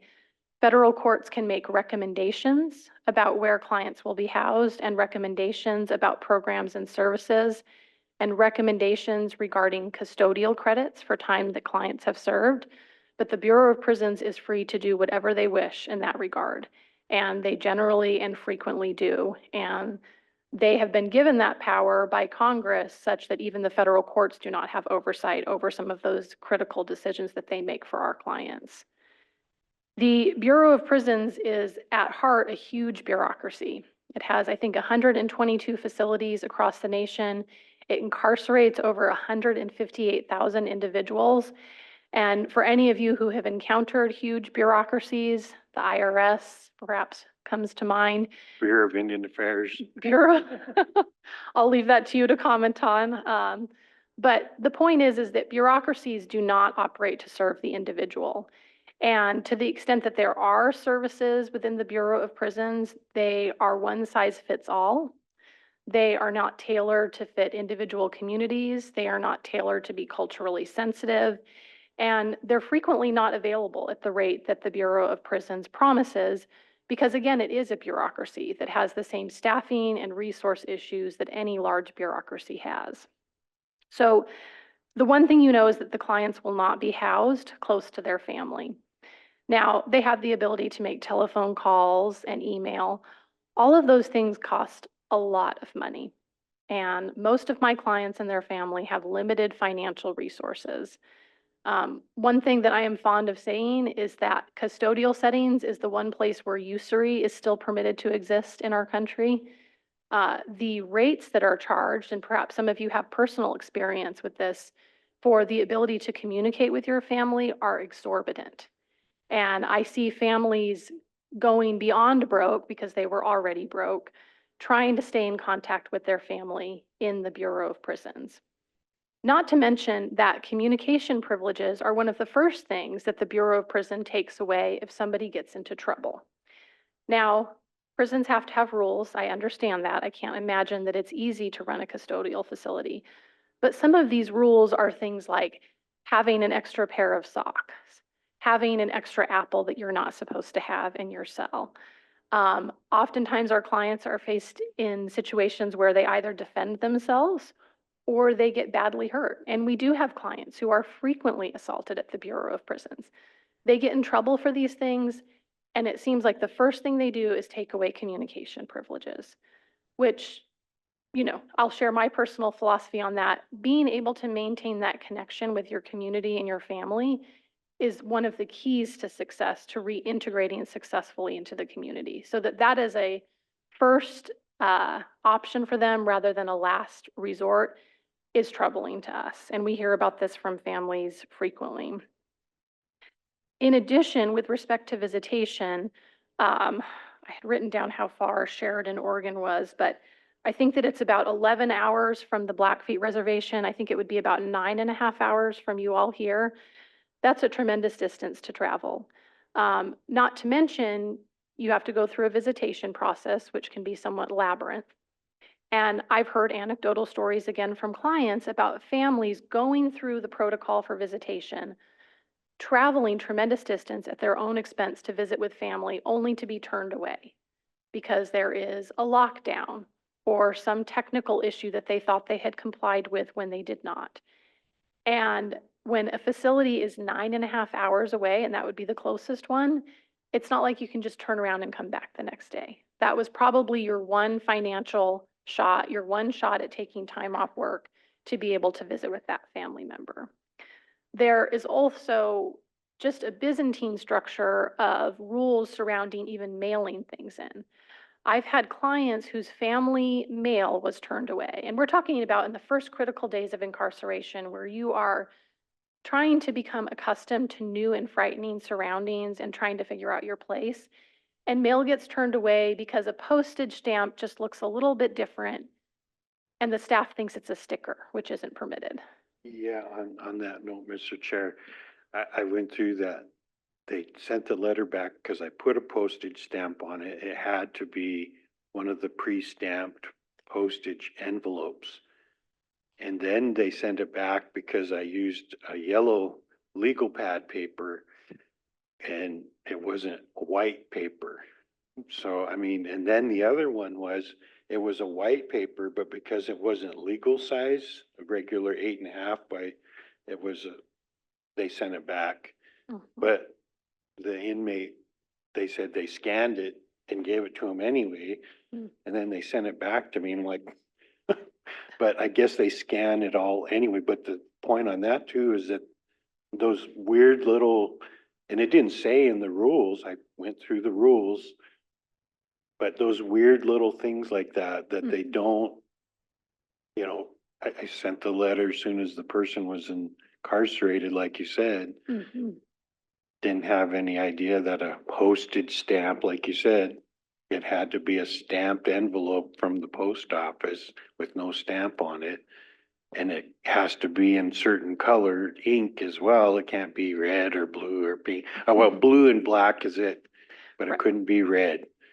Some kind of things like that. It's really weird how those things are, and they don't make it readily apparent in the rules on the, at least different Department of Correction websites that I've experienced. Sorry for interrupting.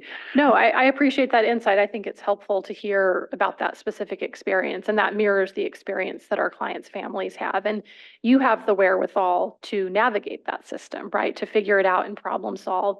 A lot of times our clients' families are just doing the best they can to get by on a daily basis. So in addition to that, with the stress of being separated from their family member who is frequently the breadwinner of the family, so they're struggling financially, to try to navigate all of that on top of that is very difficult for them to do. And in terms of reaching anyone at the Bureau of Prisons, we joke that there is a phone in an empty room that just rings. It is very difficult to get a hold of someone who can give you meaningful assistance at the Bureau of Prisons. I had a client who I was trying to help recently with a medication issue. I initially got a response from one person, which was something of a miracle, and then didn't hear anything further, even though my client continued to have those issues. And since I mentioned medication, I do want to speak to that specifically for a moment.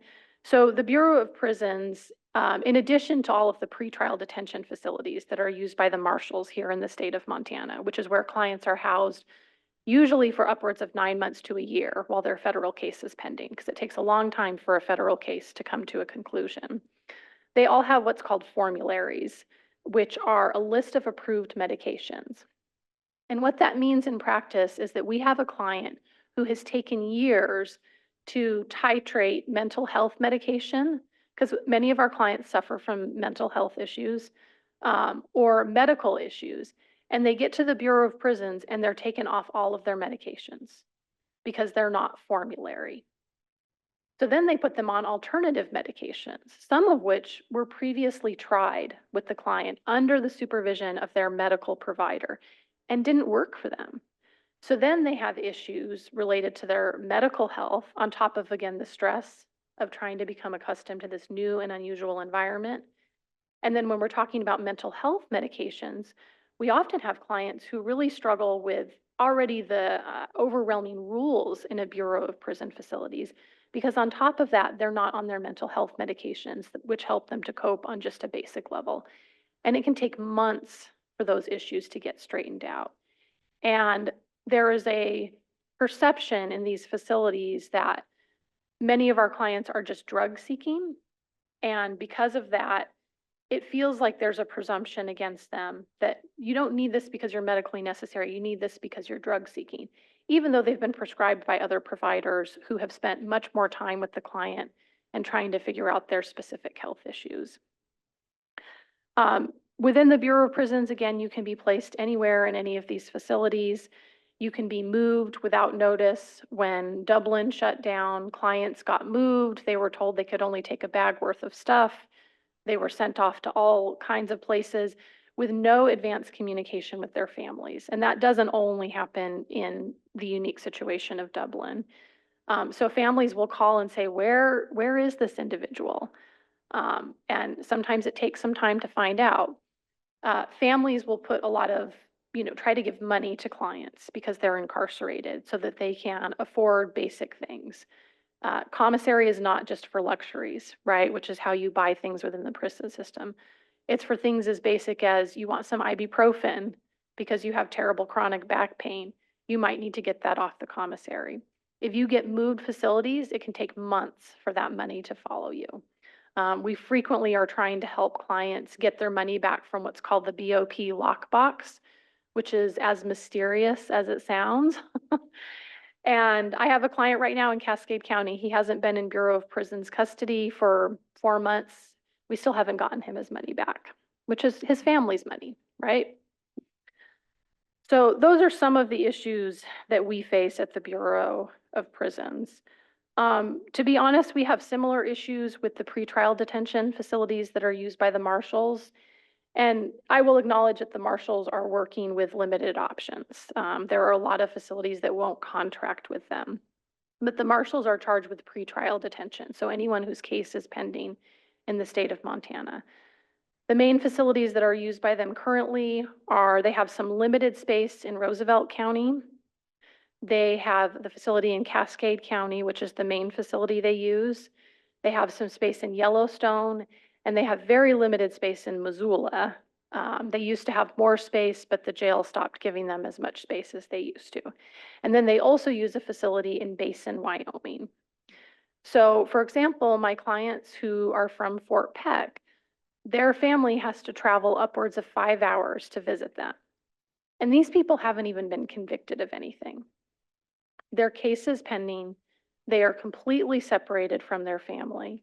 Their family does not have the financial resources or the time resources to come visit them. Visitation only occurs on the weekend. So if they have family obligations or job obligations on the weekend, it's very difficult for them to maintain meaningful contact with those individuals. I do want to speak briefly to, in my view, Native Americans in general in the state of Montana are disproportionately impacted by federal prosecution. And I think that that's important, obviously, because anytime we have a disparity like that, we need to step back and ask ourselves, why, as a society, does that disparity exist? But it's also troubling because there's not sufficient information tracking Native Americans within the federal system and within the federal prison system to give us a clear sense of how they're being impacted by that federal prosecution. I provided you with some of the available information, some of which is just based on our personal experience. But for example, despite Native Americans being about 6% of the total population of Montana, there are approximately 20% of the cases currently prosecuted in federal court. So there's a clear disproportionate impact about that, right? The value judgments you make on top of that are for each individual person to make, but there's no question of a disproportionate impact. I want to speak briefly to what I perceive, and this is responsive to some issues you raised, the lack of local control in the federal system in general, but also the shifting policies and what that might mean if you're considering federal intervention. So what I mean by a lack of local control, the U.S. Attorney's Office is one of the most impressively top-down run organizations that I have ever encountered. Prior to moving to Montana in 2018, I was a county public defender in California. And individual prosecutors there had a degree of discretion. And individual prosecution offices even had a degree of discretion. The U.S. Attorney operates pursuant to marching orders from Washington, D.C. Whoever the Attorney General is, whoever the President is, policies get issued that all U.S. attorneys have to follow.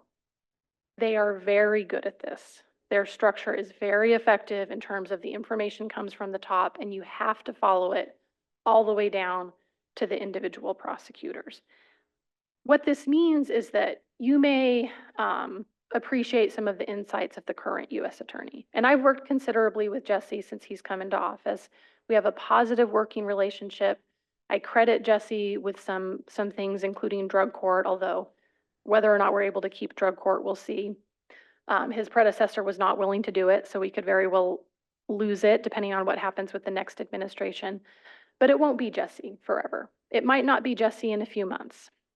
And then when that happens, the entire structure within the U.S. Attorney's Office changes, including the management, and the policies change.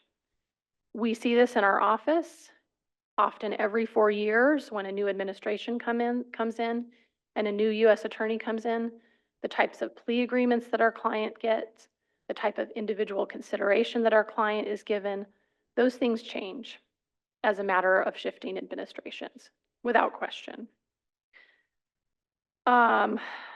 So I just think that's something to sort of be aware of generally. Speaking to drug court, so drug court was something that we started in January of 2023. The only reason we got that program was because Jesse agreed to it. His predecessor declined to engage in drug court. We have a sunset provision where it's going to be reevaluated in December of 2024, and I don't know if we'll keep drug court. I hope we will, because it is sort of a pathway to rehabilitation. There are very limited numbers of people in drug court. The eligibility restrictions are such that most of our clients who are charged with offenses on the reservation, because of the nature of offenses that are charged there, are ineligible for drug court.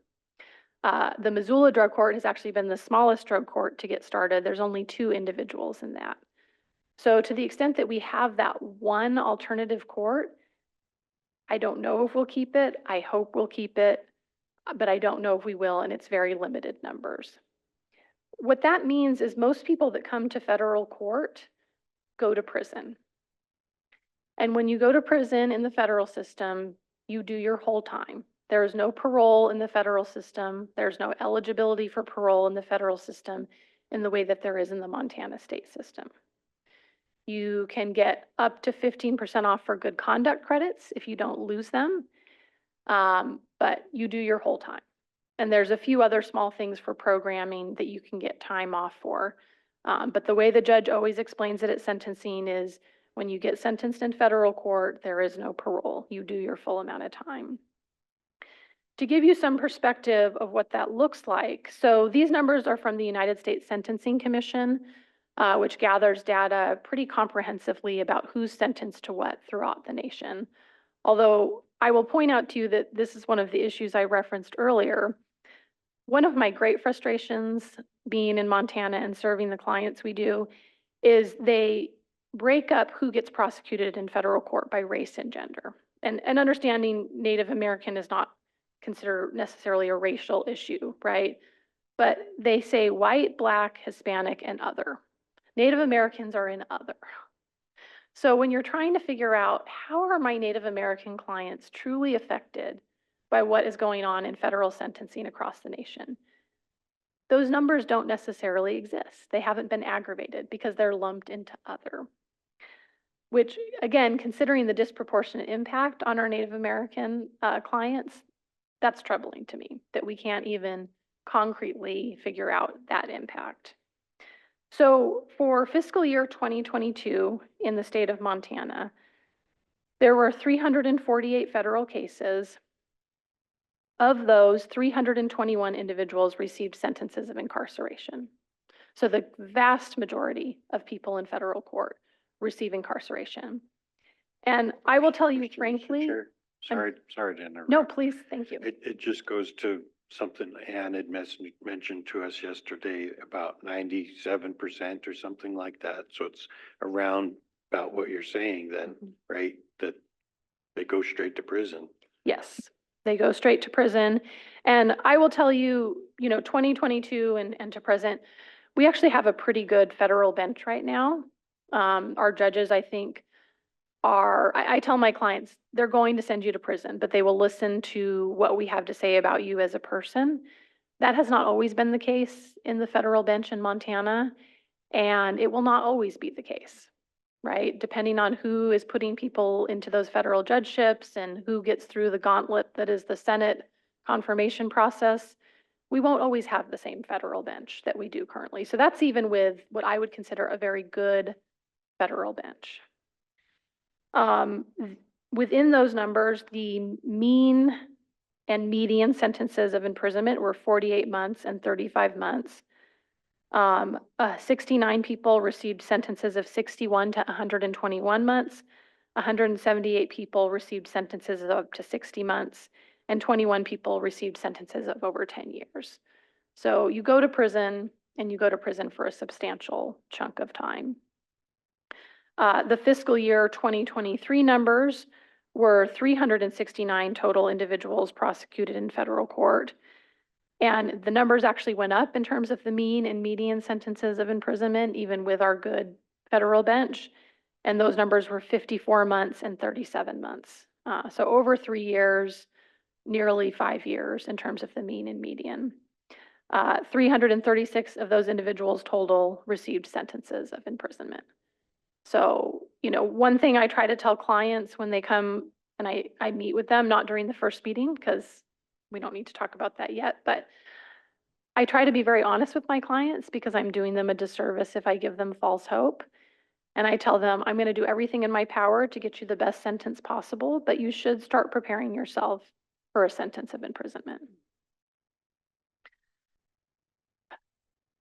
So those are some of the kind of just to give you a picture of what it means to come to federal court and face a sentence of imprisonment.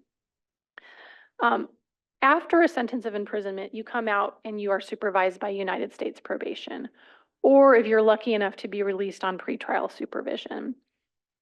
And they do have some services, they do have some resources.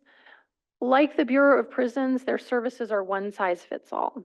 What probation does is in each division, they contract with providers, and that's who they use. So there's one person that provides mental health counseling that's limited. There's one person that provides substance abuse treatment services. There's one person who provides sex offender treatment services. And if that provider doesn't work for you, oh well. That's who contracts with probation for that period of time. And I think probation is well-meaning for the most part here. I think they really try to do a good job, but they have limited ability to contract with a bunch of different providers. So they contract with who they contract with, and you get those one-size-fits-all services. One thing I just want to point out that I think is a difference between us and the state system is there are the pre-releases, the halfway houses that are used that I think can actually be decent programs for people to get on their feet again after a sentence of incarceration. You go, you live there for up to 6 months, you get a job, you save some money, there's some structure. The federal pre-releases are only the ones in Great Falls and Billings. They don't utilize any of the other pre-release facilities that are available in the state and that the state uses. What this means in practice is that the pre-releases are perpetually unavailable. So just last week, I was speaking to the probation officer who handles the pre-release cases. The Great Falls pre-release isn't available for the next 9 months. So no one is getting into pre-release that hasn't already gotten in the next 9 months. And the Billings pre-release is out a year because they are the only one that will take sex offenders. So they are constantly impacted. So even some of these things that in theory should be good programs aren't available because they only utilize those two facilities. The other issue that I want to speak to is, you know, probation does have limited resources. So they don't have probation offices in every place where they should serve the community. So for example, there is a probation office in Hardin, but it's 57 miles to Lame Deer, where many of our clients are. So imagine having to drug test and drive nearly an hour. And in the winter, you know, your options are limited if your vehicle's not working. There is a probation officer in Browning. We do have many clients in Heart Butte. It's 27 miles for them. There's no probation office in Heart Butte. We have a lot of clients in the Fort Peck area, Poplar and Wolf Point. For some reason, they put the probation office in Glasgow, where we have almost no clients that live there because most of our clients in that area are in either Poplar or Wolf Point. It's 50 miles from Glasgow to Wolf Point. And so we have clients who get into trouble on supervision, and they have other struggles as well. Our clients have other struggles as well, but they legitimately can't get to drug testing. They legitimately miss probation appointments because they don't have the resources or the vehicle to attend those appointments. There are no United States probation offices on Rocky Boys, where we have a fair number of clients, or in Fort Belknap. Our clients in the Great Falls division all have to travel to federal court in Great Falls. If our clients get released, their families have to travel from Wolf Point, Poplar, Fort Belknap, several hours to pick them up from the jail. So these are some of the things that we encounter. And obviously these distances in terms of court and other things are not just our clients and their families, but it's also the victims and witnesses that are involved in cases. And we have a very low proportion of victims that show up to sentencing, which it's their right to be heard at those proceedings. And I can only imagine, because I know that this is what happens with my clients' family members who frequently do not attend important hearings, that the distance, the geography, the financial challenges of traveling that far is part of what prevents them from doing so. So all of these things, I think, lead to a lack of local involvement and control. And insofar as considering the ability to have input, my experience has been that because of that top-down structure of the U.S. Attorney's Office, even, for example, a very strongly voiced opinion of a victim of an offense carries very little actual weight in determining how a case is prosecuted because they're following policies dictated by who's in charge in Washington, D.C., not the needs and desires of an individual community or community members.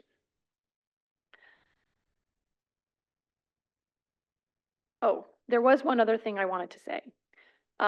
This was something that really troubled me when I first moved here, and it continues to trouble me, although I've heard it enough times now that I'm less surprised. A frequent solution for clients who are struggling on supervision, or even who get out of the Bureau of Prisons initially and want to return home to their reservation. United States Probation Office frequently takes the position that the solution is to move off the reservation, to move away from the place where you struggled with substance abuse, to move away from the place where maybe you have family members and community members who struggle with substance abuse. And we hear that all the time. They say, move to Great Falls, move to Missoula. And while I appreciate that within the treatment model, there are some people who say you have to move away from the things that have influenced use and other things in the first place, that's my client's community.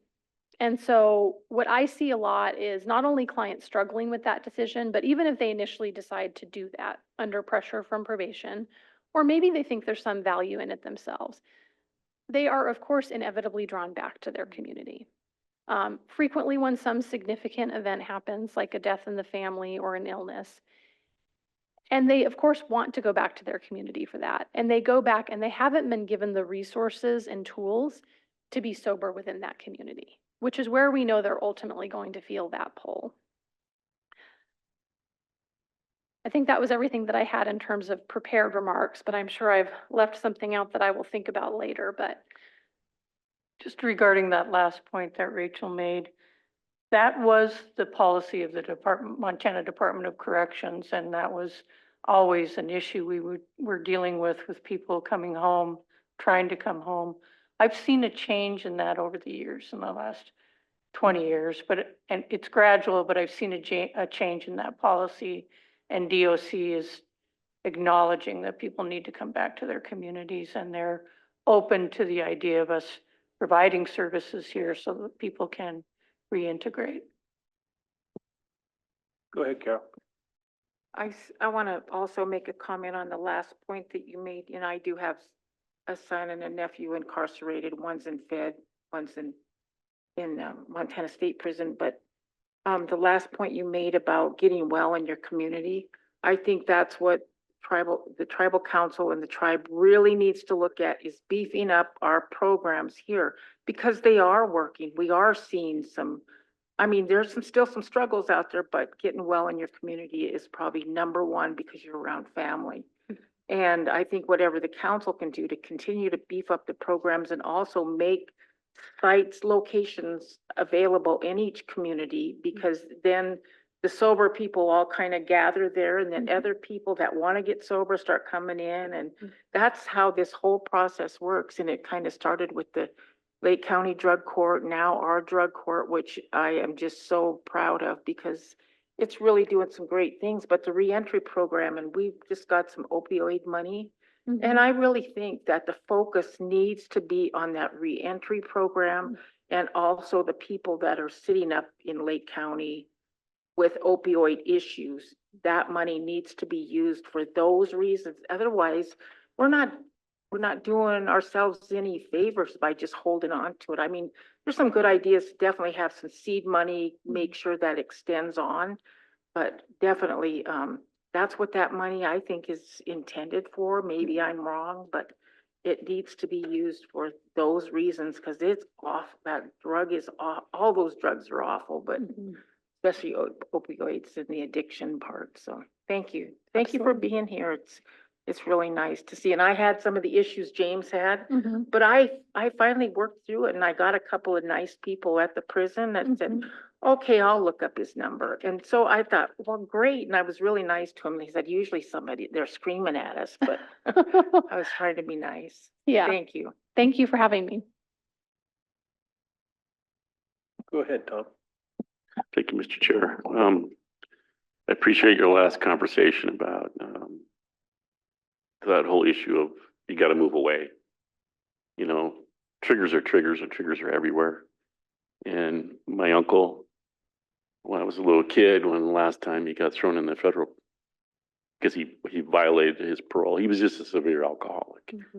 And he walked into a grocery store and walked out with a package of steaks because he was hungry. And he went back into the federal system for a long time because of that. Just because he was just a severe alcoholic, there was nothing wrong with this man. He was a good man. So I really like the flexibility, and I think that's what this council wants to do, is treat addiction and treat those kind of things locally and grab our people and take care of them as best we can. And I just don't appreciate the federal prison system at all. I really don't. I think that, because my uncle was in Deer Lodge too, and compare the two, he would take Deer Lodge over the federal system any day. That's what I heard come out of his lips.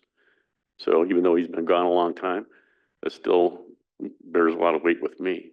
And you've just confirmed even more some of the issues that I witnessed over the time. So thank you for coming. Thank you for being here. Thank you. James, then Carol. Yeah, I just want to say, one thing too, with the state system, at least on the parole board, we have had tribal members that have been members of the board of parole, the parole board, right? Am I saying that right? Board of pardons? What's it called? Parole board? Yeah, we've had, yeah, Binky was on it. I think, Dupuy, yeah, there's been a number of tribal members that have been on that. So at least in that system, we've had natives on that board. And while we've been talking, I was quickly looking up Bureau of Prisons and oversight and such. So what you had said is basically the oversight of Bureau of Prisons is the United States Congress and the OIG, right? Correct. And other than that, there's no oversight. I did see there was a new director installed within the last couple years, and I was looking on the U.S. Senate Judiciary Committee, and they had a hearing with her, and she was talking about some of her new ideas and such. And can you elaborate a little bit about what she potentially has done since she's been there? Has there been any changes since they have the new director? I mean, I'm assuming Colette Peters, is that who you're referring to? yeah. We have not witnessed any changes on the ground. I think that she probably means well, if I had to guess, right? I have no reason to doubt her sincerity. The reality of it is it's very difficult to change the culture of something as large as the Bureau of Prisons. And when you're housing 158,000 people, trying to implement change, this is why I do believe in general at a local level, you can implement change that's meaningful for a particular group of people. When you get that large, it becomes very difficult to implement meaningful change because you're talking about influencing staff and staff cultures at 122 facilities across the nation. They don't have a reputation of being great jobs. I imagine working in a custodial facility would not be much fun. I would not want to work in a custodial facility, I'll tell you candidly. So you're just going to have these perpetual issues of trying to find people to work there and then to try to find people on top of that who share a viewpoint about how you treat people and how you approach rehabilitation. I'm sympathetic to that. I imagine that's extraordinarily difficult, which is part of why there isn't a lot of change.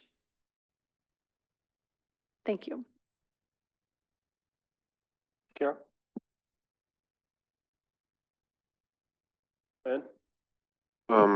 Thank you, Mr. Chairman and members of the council, and thank you for that information. I just wanted to bring up one of the policies that, I know we as council continue to hear on the reservation in regards to the parole and probation policies. One of the problems that we have is homelessness, right? And when we have a lot of our prisoners or a lot of our tribal members coming out of the institutions, they're on probation or parole and they come back here. A lot of the times we have members of the same family that end up in the same household. Okay. The probation officers are telling them, we do not want you two together. We do not want you guys under one household. And anybody that understands Indian families, it's part of their support system. And so it's unfortunate that we have a lot of situations like that where we have these individuals scared to live with each other. And these are people who grew up together, right? And I'm not sure how we address that policy, but it is a problem. It is a huge problem because a lot of people get sent back because of being put in that situation. And a lot of the times it's just temporary. They don't have they have nowhere to go. They have absolutely nowhere to go, and they got to go back to family. And I bring that up because I have family that was in that exact same situation, you know. But anyway, I just wanted to mention it. I don't expect a response, but that is a problem in Indian country nationwide because you know, most Indian families. A lot of the times when they find themselves in homelessness situations, they'll end up back at mom's, right? And but anyway, I want to thank you for the information that you shared with us today. It was very interesting, and I appreciate your presentation. Thank you. Thank you. And we frequently see that in federal court as well. Any other questions or thoughts? Well, thank you, Rachel, for all of that information and for bringing Rachel to us. Appreciate it so much. Thank you. Thank you for listening and being so open-minded on this issue. Thank you.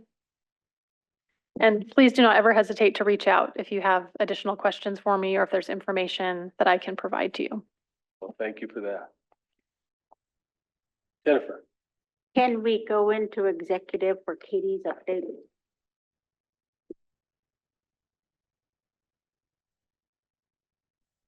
Out of regular into executive.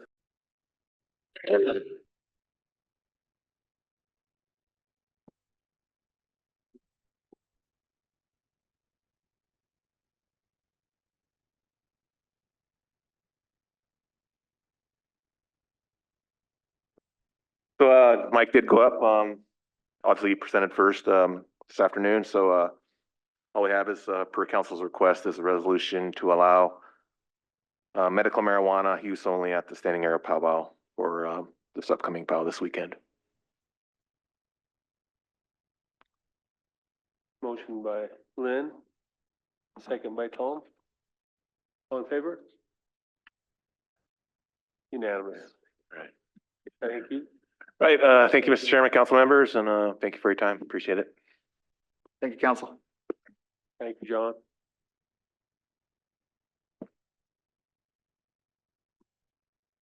Oh, and got a couple of things. Go ahead, Tom. Just one thing, I got something in the mail I thought was really interesting, and it was actually for my brother, because he's on Medicaid. But it was a letter for and I got other letters, because there's other members in my family that are on Medicaid, encouraging them to vote, and it was a form for absentee ballot. And I thought, wow, this is coming from the state.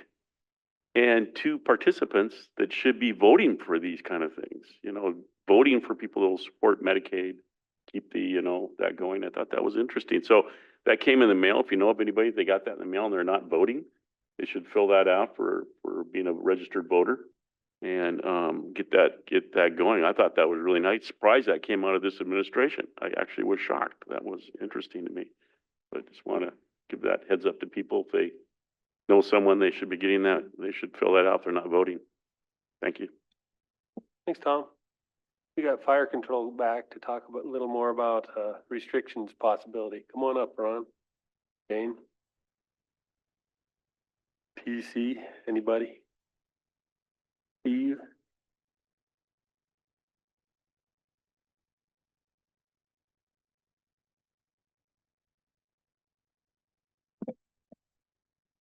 That's true. We're back. Had an opportunity to meet with Shane and Steve and discuss current fire weather situation, fuels conditions, ERC charts, fire activity, and looking at the forecasted weather, and just shared some of the, I guess, the knowledge that we have looking at that. We had a call with the Southwest Montana Zone about restrictions. The Lolo National Forest, Bitterroot National Forest, state of Montana are all going into stage 2 restrictions effective midnight Thursday, wake up Friday, and restrictions.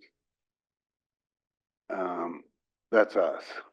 So we had a discussion over in Shane's office. You know, we got cooler heads prevail. We got Daryl in the room, and then CT Camel just to talk about things, share some thoughts and ideas. And I'll turn it over now to Shane. You want to talk about what you've got on your mind?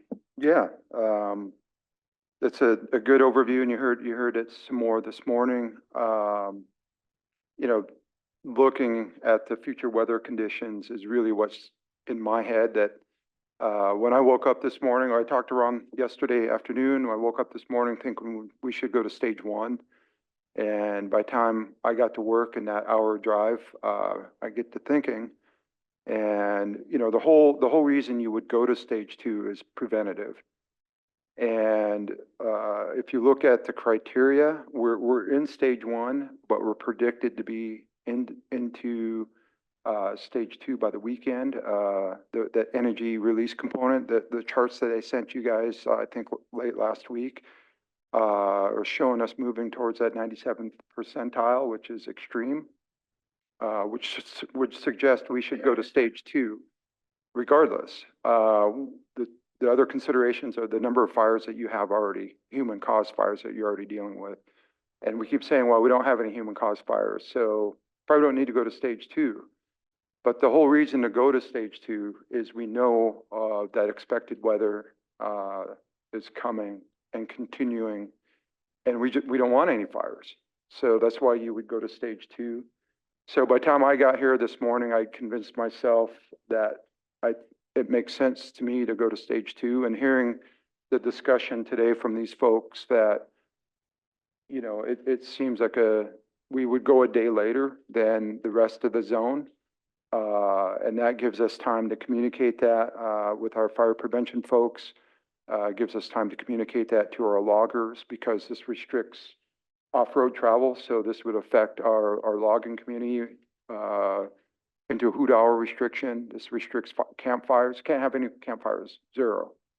And if we wanted to, and if council did see the need for fires during the Elmo powwow, that if we wanted our campers to be able to have a fire, we could write an exemption into that and allow campfires in the powwow grounds, in the camping area of the powwow grounds. But so the idea and my recommendation based on our discussions through the day is that we should move to stage 2 fire restrictions midnight on Friday, and that way when you wake up on Saturday, it's effective. And so that is my recommendation to proceed with that. I'd like to have Stephen McDonald, he's head of forestry, weigh in. Steve, you add some words. Yeah, after a discussion with these guys, it's pretty, you know, it's apparent to everybody in this room what the weather's doing, and it's drying out fast. It's not a matter of if, it's when, and we feel it's time to pull the trigger on stage 2. It impacts our ability to log, not in a big manner, because most of the loggers now are probably working till 1 or 2 o'clock, then calling it a day anyway. But we need to get to stage two where it's an automatic, they shut down at one, they patrol for a little while. They have equipment on site just in case something do get a start. So it is preventative. We would like to implement that. You know, the next question is unless we get a change in the weather pattern, we're gonna be in stage three, you know, before we can even think about it. But moving to stage two, I think seems like a good idea at this time. Hey, James? Yeah, thank you, Mr. Chair. I have some friends that live in Clinton and they're directly affected by that fire. You know, they were sending me some pictures. They work in Missoula and have to drive into Clinton and it's completely covered in smoke. So, you know, and I think they're probably gonna have an evacuation in there, if not already. So, yeah, it's definitely happening already. Yesterday, when I went home from council, you know, you could just see that. I thought it was like the rattlesnake from them plumes of smoke, but it was down in Miller Creek. And so it was pretty impressive clouds or smoke coming up from there. So. Tom? Thank you, Mr. Chair. Thank you for coming back. And, you know, it's extreme, I call it extreme weather out there. We can't do anything about lightning strikes, but we can certainly do our best to try to reduce man-caused fires. And that's what you're trying to do. And that's our only course of action, really, other than how we do prep for the landscape and reducing fuels and doing other things like that. But I fully support going to stage two. It's very appropriate because we have to be able to reduce man-caused fires, and this is a preventative thing. Some years we've had bad years where all of our whole season has been all man-caused fires. So that means that the whole season was preventable. But you know, I just assume that it's our due diligence to do, you know, your recommendation. So I fully support it.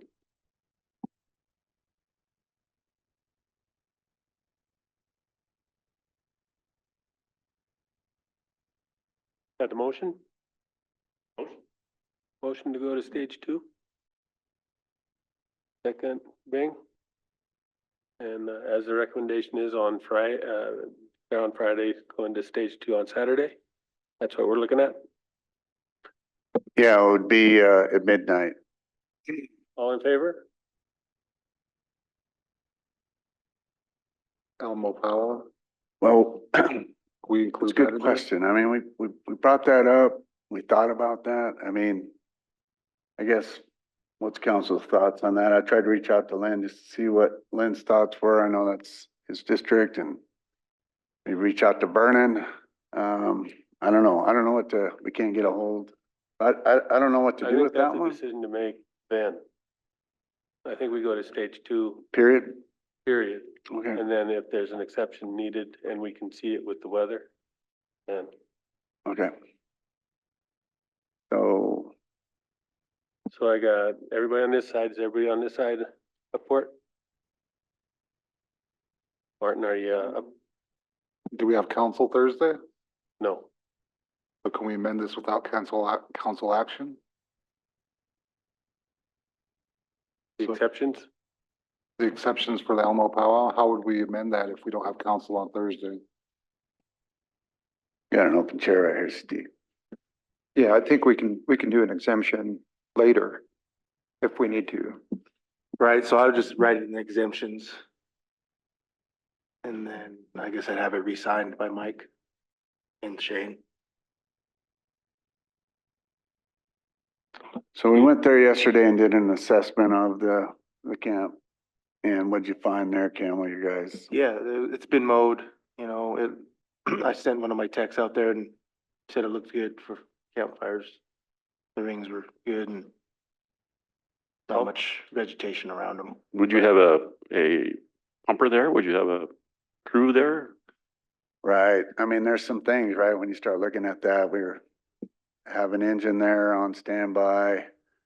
I was talking about limiting the hours from 10 to 10 and everyone looked at me just like Steve just did right there and kind of frowned. So I don't know. I've never done one of these exemptions. I was just trying to look at some type of thing that fit, you know, when it's 99 degrees, I just can't see a need for a fire. thinking that maybe if they're cooking in the morning, something of that nature, you know, even if we limit it to that, and then have our engine on standby through that period, maybe that's something, I mean, I'm thinking out loud, trying to see what's gonna work. We've had fire on both sides of this community and had to stop it from jumping into the community. I just feel kind of crazy about going into restrictions, but allowing a lot of campfires in the community, if you get my drift. So it's just something to consider. I guess we threw it out there and kind of hoping for some guidance or some direction from council, what One of thoughts the, are.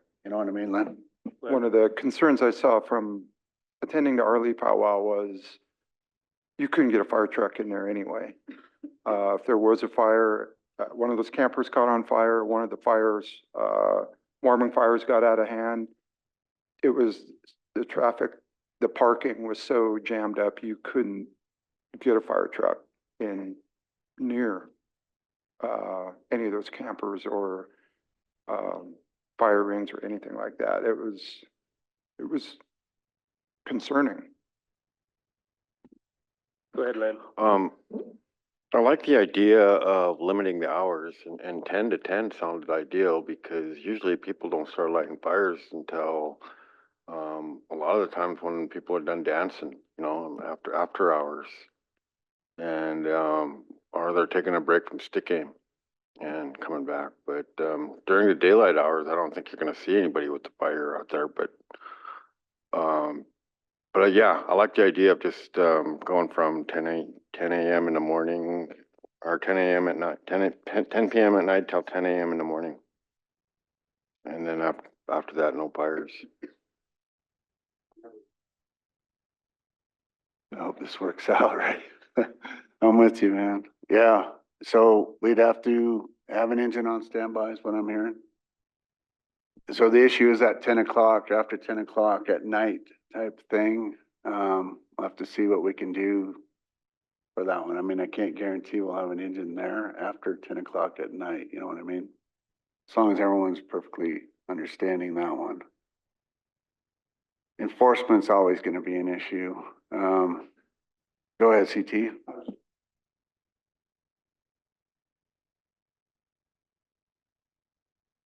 That's really, if I may, that's who really who are missing out is the Powell Committee, and they're gonna be the ones that have to enforce it, or security, or, you know, police, which they have other things to probably worry about. You know, do wanna,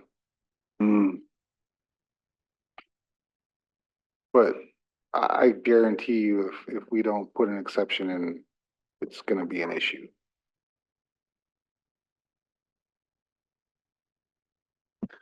Well, with the taking of the vote, I had 9-4 and then you hadn't decided, and so are you against? Without the exception, this is just period.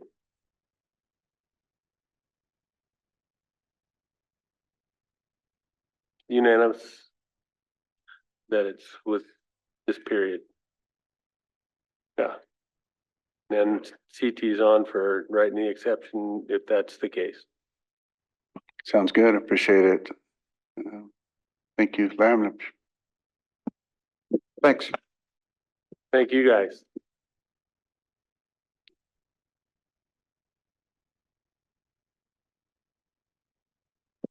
Then we got one last thing. Yeah. We'll go into executive. Out of regular into executive.